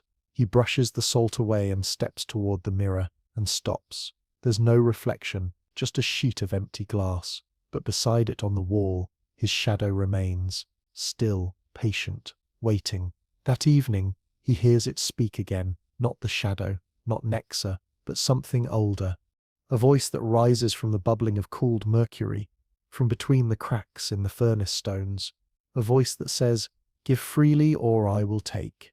He looks around. Nexa is not in the room. He checks the corners. No movement, no mist, just the crucible, still warm, and the scent of something between sage and blood. He whispers, "Take what?" The mercury shifts, forms letters, CADOW, then NOTAMETAPHOR. He doesn't scream. There's no one to hear it. But he does light every candle in the abbey. even the ones that haven't been touched since the monks vanished. Dozens of flames, dozens of shadows, and his follows him as usual until he passes the old chapel window. Then it pauses, lags, freezes mid-stride as Merrick continues walking. He turns back. The shadow is standing there, upright, hands at its sides, no longer mimicking. Merrick slowly lifts one hand. The shadow doesn't move. He takes a step forward. The shadow takes one back. The roles have reversed. It is no longer following. It is withdrawing. That night, Merrick returns to the salt circle, draws it with meticulous care, encloses not just himself, but his shadow. This time, it does not resist. It simply stares. Nexa arrives, drawn by the scent of intent. It hovers just outside the line. Merrick speaks without looking up. It wants my shadow. Nexa says nothing. Merrick continues, not metaphorically, not symbolically. It wants it as payment. The spirit's mist flickers. Finally, Nexa says, the summoning was never free. Merrick clenches his jaw. Then what was the exchange? You reached across the veil and demanded obedience. Obedience is not given freely. Obedience cost reflection. Merrick blinks. Reflection, Nexa drifts closer. The thing that returns when you look inward. And then, quietly, you haven't truly seen yourself in weeks. Merrick tries a test. He brings a hand mirror to the salt circle and holds it before his face. The reflection is blurry, smudged at the edges. But behind him in the glass, his shadow is crisp, sharp, standing. It lifts a hand, waves once, smiles, and mouths the word, soon. In desperation, Merrick writes letters to old colleagues, former rivals, anyone still alive who might remember the rites of shadow work and alchemical inversion. Few reply, one does. A former student, now a monk in the eastern mountains. His letter is brief. I know the signs. You summoned what mimics will, but not soul. It feeds on unclaimed space. Let go of your fear. Give it freely, or it will take more than you expect. Underneath is one line in red ink. A shadow stolen can be grown. A shadow given can be taught. The next evening Merrick waits. He does not draw salt. He does not prepare traps. He simply sits in the reflection of a single candle, his shadow long across the stone, and he asks, do you want it because it's mine? The shadow doesn't reply. Or because I've used it poorly. No answer, but it steps forward, and this time it mirrors him again. Moves as he moves. Bows as he bows. Merrick speaks again. Voice steady now. I've fought you, blamed you, feared you. A pause. But I think you're what's left. He kneels and lowers his head. I give freely. The candle flickers. The room tightens. The air grows cold, not biting, but cleansing. His shadow flows toward him, like water flooding back into a dry well. It wraps around his limbs, his face, his chest. It enters him, not violently, not possessively, like a key returning to its lock, like a hand returning to a glove. He gasps, falls forward, and Nexa, watching silently, whispers only one word, balance. When Merrick wakes, it's dawn. The abbey is still, the shadows are still, and his is whole again. But now, when he lifts his hand, his shadow lifts first, not in rebellion, in readiness. As if to ask, what now? It begins with a mirror, a small one, cracked at the edges, that Merrick had long ago buried beneath layers of parchment, grimoires and glass. He finds it again by accident, digging for a bone saw, and for the first time since the shadow returned to him, he looks, truly looks. His reflection is there, no flickers, no delays, no murmuring spirits dancing behind the glass, just him, Alder, yes, Pella, but him. He lets out a breath he didn't realize he was holding, and the mirror fogs slightly, but nothing writes in the condensation, no ominous warnings, no whispered names, just fog, and then clearing. He nearly laughs. In the days that follow, he tests everything. He walks past walls and windows, watching how his shadow moves, always with him now. No more hesitation, no more independence, but also no more silence. He doesn't hear it speak, not as it once did, but there's a shared rhythm now, a conversation in posture, in glance. in how his shadow flicks across surfaces like punctuation to his thoughts. He thinks of boiling mercury, and the shadow flickers gently in a circle on the floor. He wonders what he has become, and the shadow bends subtly, like a nod. It no longer wants to replace him. It simply wants to be allowed in. He ventures outside the abbey for the first time in weeks, to the nearby village. He walks slowly, cloak wrapped tight, boots thick with mud. No one greets him, but no one flees either. That's improvement. In the square, children are playing, tossing sticks, shouting names, the usual chaos of a generation too young to care about curses. One girl stops and stares at him, points.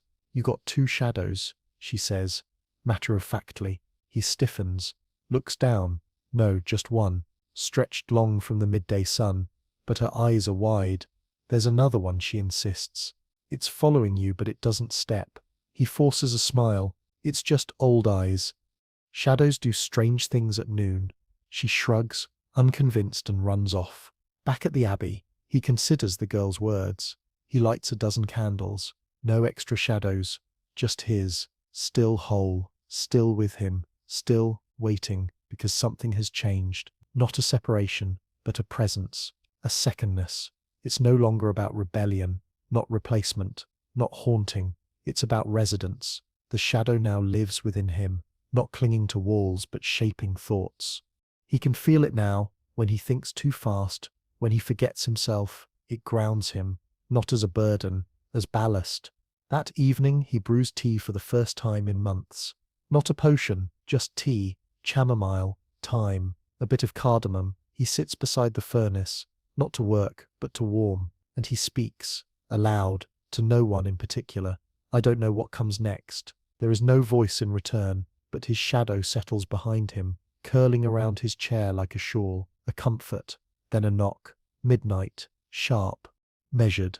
Intentional. He opens the door slowly, and there stands Nexa, fully formed.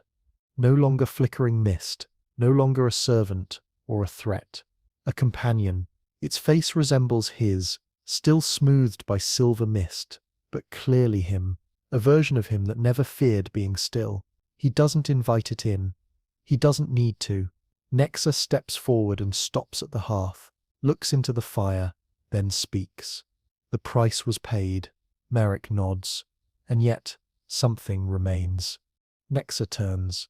Not solemn, not triumphant, just present. What remains is yours. You cast me. You called me. You gave me a name. That can't be taken back. Merrick sips his tea. So, what do we do now? Nexa steps closer. We decide, in older alchemical writings, those not burned by the church or locked in private libraries, there exists a theory called the tithe of smoke. It suggests that all spirits, when bound through unnatural means, require an offering beyond the visible, something personal, something abstract. Most offered blood, or hair, or memory. But the oldest scrolls say the most powerful offering is shadow, because it's the only part of you that never lies. The only part that's always there, even when no one else is. The only part that doesn't age, and if given willingly, it becomes something else. Not just a tithe, but a partner. Marek places his cup down, looks directly at Nexa, then at his shadow on the wall, then back. You were never meant to serve. Nexa nods. You were never meant to command. So, what are we now? The shadow lifts one arm, points to the crucible, then to the open sky above, then finally to him, and Nexa says, with the gentlest voice Marek has ever heard, aligned. That night, Marek dreams not of boiling mercury, not of cracked mirrors, not of spirits whispering bargains. He dreams of a still pond, of his reflection smiling and staying, of two shadows walking side by side, neither ahead, neither behind, and as dawn breaks, he awakes with a new understanding, not an end, not a victory, but equilibrium, a balance struck between will and witness, between shape and shadow, between the light we chase, and the shade we need to hold us in place. The sun is strange today. It feels too bright, not harsh, just unfamiliar, like someone replaced the usual light with something softer, deeper, older. Marek shields his eyes as he walks the outer courtyard of the abbey. the long grass brushing against his boots. It's been seasons since he's seen the grounds under daylight, and for the first time in many years the sight doesn't make him uneasy. His shadow follows close behind, not stretching, not twitching, just there, whole, right, present, for so long that trailing shape was a source of dread, of suspicion, of rivalry. Now it's a rhythm. He walks, it walks. No delay, no anticipation, no rebellion. Inside the library, the sunlight cuts through the broken stained glass and scatters red and violet across the stone. Merrick walks past the familiar shelves, runs his fingers along cracked bindings, and stops at a journal bound in waxed black cloth. His own. One of many. He opens to a page near the middle. Sketched on the parchment is a rough diagram, a crucible, a spiral, a star with no points. And beside it, a small silhouette. No features, just a tiny figure in shadow. Underneath, written in his own hand, though he has no memory of writing it, is a phrase. The mistake was thinking it wanted out. It only wanted in. He closes the journal, smiles faintly. That afternoon, Merrick does something unthinkable. He invites a visitor inside, a young herbalist from the village, comes seeking a remedy for a withering sickness. Her eyes are sharp, her hands steady. She looks like someone who hasn't learned fear the way most people do. He offers her tea. She accepts. She sits by the hearth, brushing wet hair from her face. "I thought you were gone," she says softly. "I was," he replies. "In some ways." She looks around. Still haunted. Merrick chuckles. Haunted is too dramatic. Let's say, accompanied. She nods, as if that makes perfect sense. And as they talk, Merrick watches the shadows on the wall. Hers moves gently, naturally. His sits beside it. Not overlapping, not mimicking, companionable. That night, when she's gone, and the abbey is once again quiet, Merrick walks the halls, candle in hand, watching the way the light bends around corners. At the far end of the cloister, he sees Nexa, not formed, not summoned, just present. No mist, no shimmer. A figure sitting on the old bench beneath the broken arch. He walks toward it, sits beside it. They say nothing. The stars above glint like Mercury spilled across black velvet. The moon is full. Nexa speaks first. "You have questions still." Merrick nods. "You've never taken anything without permission." "Why?" Nexa turns slightly. "Because I was never sent to take. I was born to reflect." "Then why ask for my shadow?" A pause. "Then because it was already leaving." Merrick swallows. "And if I hadn't given it freely, then it would have found another home." Merrick frowns. "Whose?" Nexa turns its head fully now, face calm. "Yours, just not the one you recognize."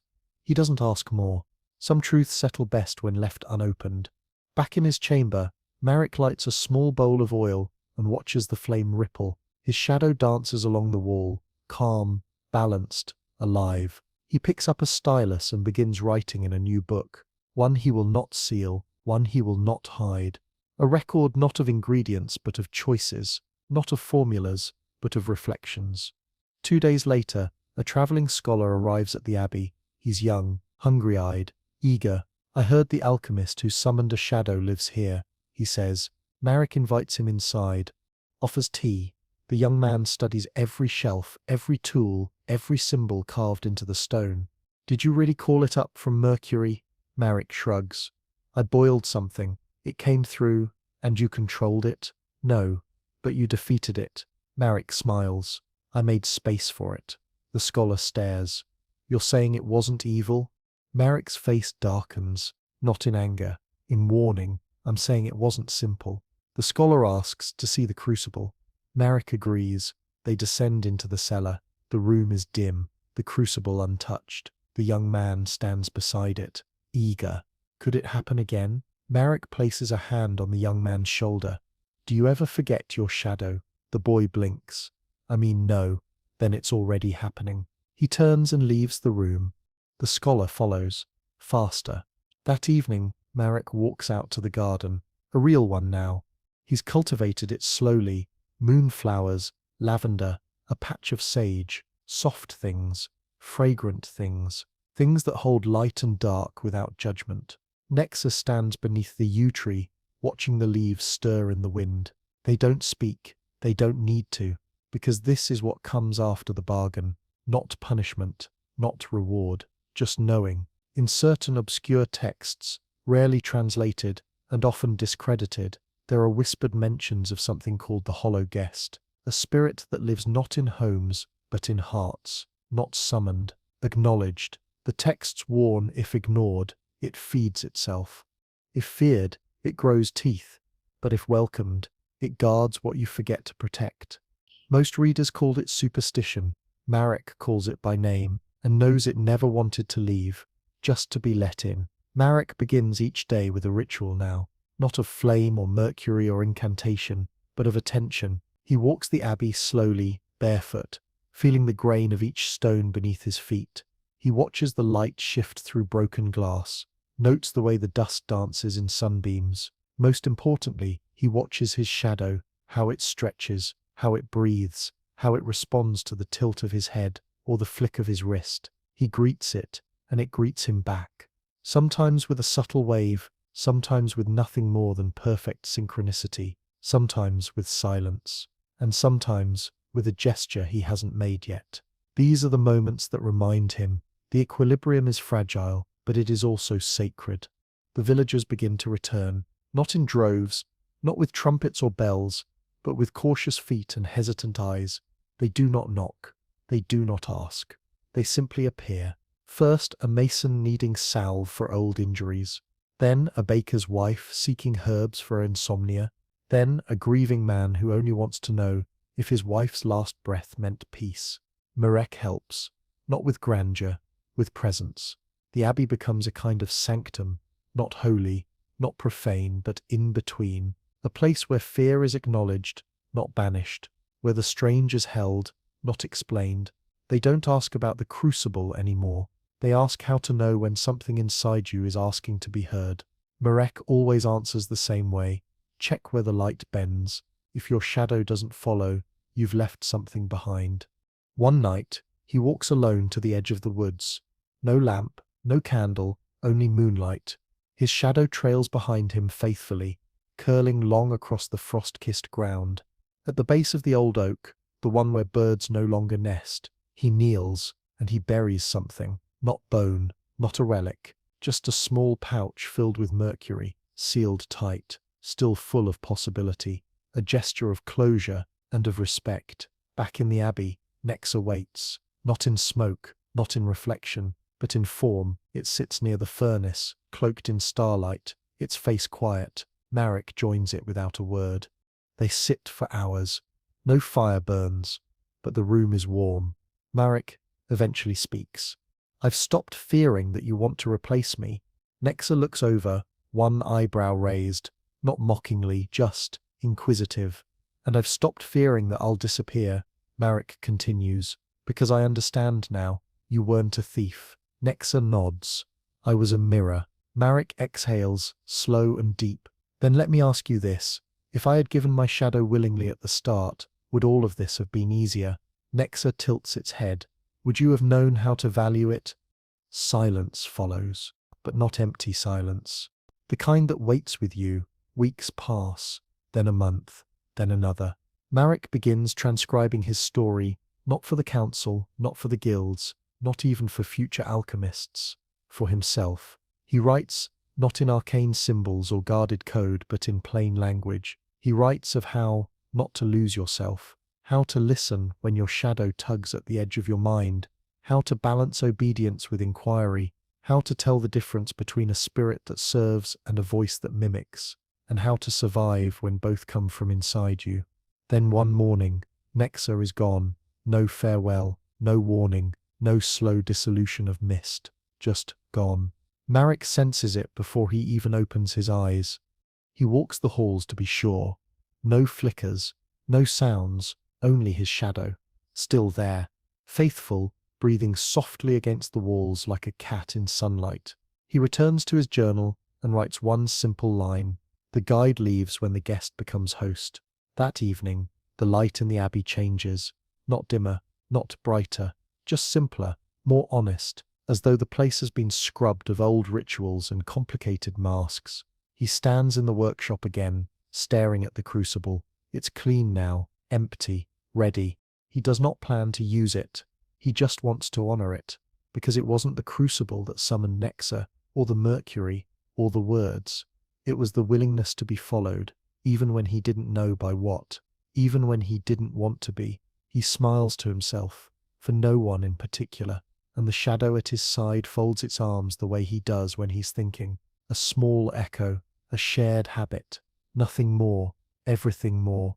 And when the sun finally sets, spilling gold through the western windows, his shadow lengthens behind him. No rebellion, no ambition, just presence. And for once in his life, Marek doesn't turn to see it. He just trusts that it's there. It begins again, not with a summoning, not with a ritual, but with a question, a soft one, a passing thought, said aloud, not out of intention, but out of instinct. Marek is in the garden, pruning moonflower vines that have begun to spiral up the broken statuary. The sun is just beginning to dip beneath the trees, and the shadows grow long but not restless. He speaks without thinking. What would happen if I tried again? The wind doesn't change. The vines don't twitch. But his shadow pauses just for a second and resumes. The thought doesn't leave. It lingers all evening. Not sharp, not urgent, just persistent. A hum beneath the surface of his routine. Because curiosity never dies in alchemists. It only simmers. And Marek, for all he's learned, is still someone who asks, not because he wants power, but because he wants to understand the contours of things, where they bend, where they break, where they watch from behind the veil. So he prepares, not with fear, not with arrogance, but with intention. He dusts off the crucible, this time setting it not in the center of the floor, but beneath the western window, where light, not shadow, will fall first. He measures out Mercury, not from old flasks, from a newly distilled source drawn from earth he tilled himself. He adds 3 drops of oil from a tree grown in the graveyard of forgotten names. And then, carefully, 1 line of salt, not in a circle but a path, a road inward, and he waits. He doesn't call Nexa, he doesn't need to, because what he's calling isn't a spirit anymore, it's a truth, a fragment, the part of himself that still reaches beyond. This time, there's no mist, no flicker of smoke, only a shifting glow in the mercury, a shimmer like moonlight stirring in deep water, and then a form, but not a person, a gesture, a shape that resembles nothing, yet reminds Merrick of everything he once feared: loneliness, hunger, silence, the moment just before sleep when the world dissolves. He doesn't recoil, he just asks, "Are you me?" And the shimmer answers, not in sound, but in movement. It flows toward his shadow, merges, and stops. Merrick's breath catches. His shadow, the one that's followed him, fled him, formed itself into voice and mirror and servant and threat, is now luminous, faintly, subtly, a line of soft silver, tracing the edge of its form like candlelight on a blade. He reaches toward it, and it reaches back, and when his fingers touch the wall, there's no resistance, only warmth, only agreement. He stumbles back, blinking, looks down, the shadow follows perfectly. No delay, no hesitation, but now, where it meets his boots, it shines, as if holding something inside. He walks across the floor. The light follows, gentle and mirrored. He understands, suddenly, what this is. It's not Nexa, it's not the echo, it's his own offering, returned, a gift, not a repayment, because he gave his shadow freely, and now it gives something back. That night, he writes for hours, not to preserve formulas or instructions, but to try to explain what happened. He writes in circles, metaphors, lines that contradict, sentences that loop, because it can't be made linear. You don't bind your shadow, you don't banish it, you don't use it, you become responsible for it. And in turn, it becomes responsible for you. At midnight, a knock. He opens the door. No one's there, but on the step, a mirror, old, framed in wood, scorched by lightning. He brings it inside, sets it against the far wall, and looks. He sees himself, clearly, no distortion, no delay, no Nexa behind the glass. Just a man, tired, alive, and standing beside him, where no second figure should be. A second shadow, fainter than his, but visible, a new one, tentative. He turns. No one is there. He checks the floor. Only one shadow cast. But in the mirror, too, he walks across the room. Only one follows. He returns. The second remains in place, watching, breathing, and he smiles, because now he understands what Nexa meant. Obedience is not given. It is echoed. Reflection is not a mirror. It is a doorway, and his gift, his tithe, has seeded something new. He speaks aloud, gently. I don't need servants anymore. The second shadow in the mirror nods. I don't need control. Another nod. I only need to remember I'm not one thing. This time, the shadow reaches out, and Marek watches his reflection take its hand, and for a moment, just a flicker, he sees not himself, but all the versions he's been. The young man who boiled Mercury too fast, the cloaked figure who begged a spirit to serve, the trembling voice that said yes before asking the cost. And the quiet one, now, who watches shadows not with fear but reverence. The shadow blinks and speaks. You've kept the light too long. May I walk a while? Marek nods and lets it step through. The first time the shadow walks without him, Marek doesn't follow. He stays seated beside the furnace, tea cooling in his hands, watching as the silver-tinged silhouette, no longer bound to the soles of his feet, moves silently through the far corridor. It doesn't pretend to be him. It doesn't mimic or parody. It simply moves, gracefully, deliberately, like it has somewhere to go. It pauses once in the archway, as if waiting for farewell. He raises a hand, and it nods, then vanishes down the hall, slipping between stone and shadow, out of sight, but never truly out of reach. The air in the abbey changes, not heavier, not lighter, just more honest. Merrick finds himself more aware of things he once overlooked. The exact sound wax makes as it drips into a clay plate, the way wind whistles when it slides past broken panes in the western wing, the rhythm of his heartbeat when he reads something true, and in that rhythm he feels the presence, not above him, not within, but alongside. The second shadow has not left. It has simply begun its own orbit. In the following days, he notices small changes. The tools in his lab are reordered, not by hand, but by intent. A bottle he thought lost appears on his shelf again, clean and full. A half-burned candle in the chapel melts back into its original shape by morning. At first, he suspects Nexa, but when he calls, Nexa does not come. He even sits before the old mirror, watching the angles of his reflection, waiting for the shimmer or flicker or breath that means something unseen is watching. Nothing, and yet he knows it is still here, not haunting, harmonizing. He walks through the abbey barefoot again, not as ritual, as comfort. The floor is cold but grounding, and his shadow, his first one, follows him as it should, faithful, familiar. But now when he steps into the sunlight and sees only one shadow, he understands it's no longer the only one present. There's another, no longer cast by light, but held in choice. One night, a pilgrim arrives, unannounced, soaked from rain, coughing in that old way that means something deeper has broken in the body. Marek brings him in, offers fire and broth. The man stares at the walls, at the crucible, at the books. You're the one with the ghost servant, he says. Through cracked lips, Marek smiles. I was. The man nods. They say it left. It did, Marek replies, but it also stayed. The man looks confused, and Marek does not explain, because some truths belong to silence. Later, after the pilgrim sleeps, Marek steps outside into the garden. The moon is hidden tonight, no shadows cast, but he knows it's still there, and in the darkness, he feels something move beside him. The second shadow, the walked one, not attached, but not detached. A companion. It does not speak. It never has, since that last moment in the mirror. But it listens. It responds. And when Marek kneels to tend the rosemary, the second shadow kneels with him. When he hums a quiet tune, it flickers gently in time. When he closes his eyes, it places a hand, not on his body, but on the shape of his breath.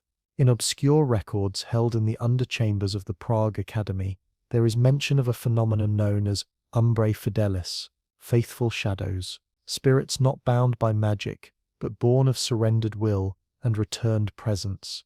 They are not summoned, they are allowed. They do not haunt, they remain. Historians debate the legitimacy of the records. Most dismiss them as poetic delusion. Others believe they were misunderstood metaphor. But Marek knows better. He has seen what comes when you give something space to speak, and when you listen instead of command. Weeks pass, then months. He continues his writings, not to warn, not to instruct, but to remember. Memory is the last magic we all possess, and Marek guards it well. His journals grow heavy with thought, not formulas, but patterns, not incantations, but reflections. The things we overlook when the light is too bright. The truths that slip past us in flickers. He titles the final volume, On the Companionship of Shadows. The second shadow never leaves. Sometimes it disappears, but it always returns, like a breath you forgot you were holding, like a thought that remembers you. He begins to suspect it was never truly separate, only waiting to be recognized. And one final morning, Merrick walks to the highest tower of the abbey. He stands at the edge of a broken balcony, looking over the hills, where mist curls like memory and light spills like thought. His shadow stretches behind him, faithful, still, and beside it, a second shape, shorter, fainter, not his, not a servant, just a presence that learned how to stay. He closes his eyes and says aloud, "Thank you." The wind carries the words, and in the hush that follows, his shadow bows, both of them. Marek sleeps. For the first time in weeks, he lets the fire burn low, lets the journal pages remain unwritten, lets the teacup go unwashed. No tasks, no watching, no waiting. Outside, the abbey breathes. It has become something else over time, not a fortress of forgotten rites, not a laboratory of ambition. Now, it is a vessel, a threshold, a place not built to contain power, but to witness becoming. Inside, shadows settle where they wish. Some tuck into corners, some stretch like cats, near candlelight, and two rest just beneath the edge of Marek's bed, neither chained, neither silent, neither alone. The wind hums gently through broken panes above the chapel. The stars wheel in silence, unwatched but unforgotten. Below them Marek stirs, wrapped in blankets of wool and time, and dreams, slow, unhurried dreams. In them he walks with both shadows beside him. They do not pull, they do not resist.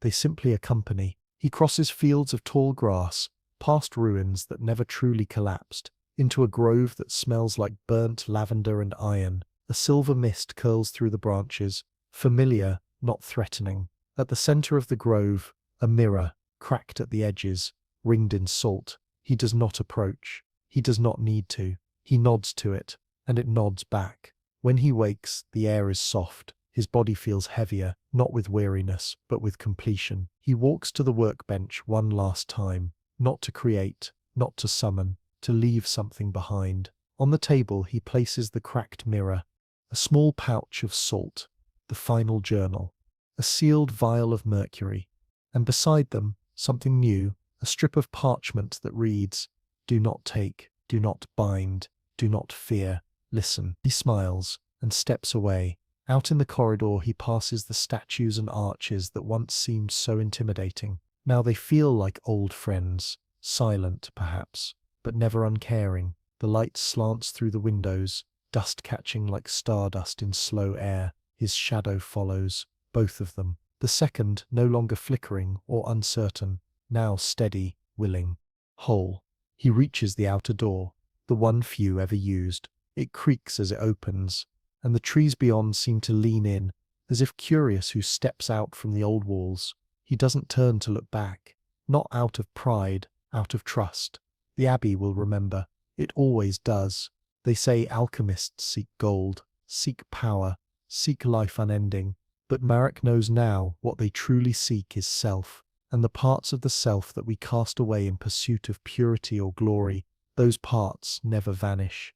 They wait, they grow, and sometimes, if you're very lucky, they return. In the village, a child draws in the dust with a stick, a sun, a star, a man with two shadows. She doesn't know why. Just a story her grandmother told her once, when the candles burned low and the wolves howled from beyond the hills. Two shadows, the old woman had said, one to walk, one to wait, and which one am I? The child had asked. The old woman only smiled. That's the part you decide.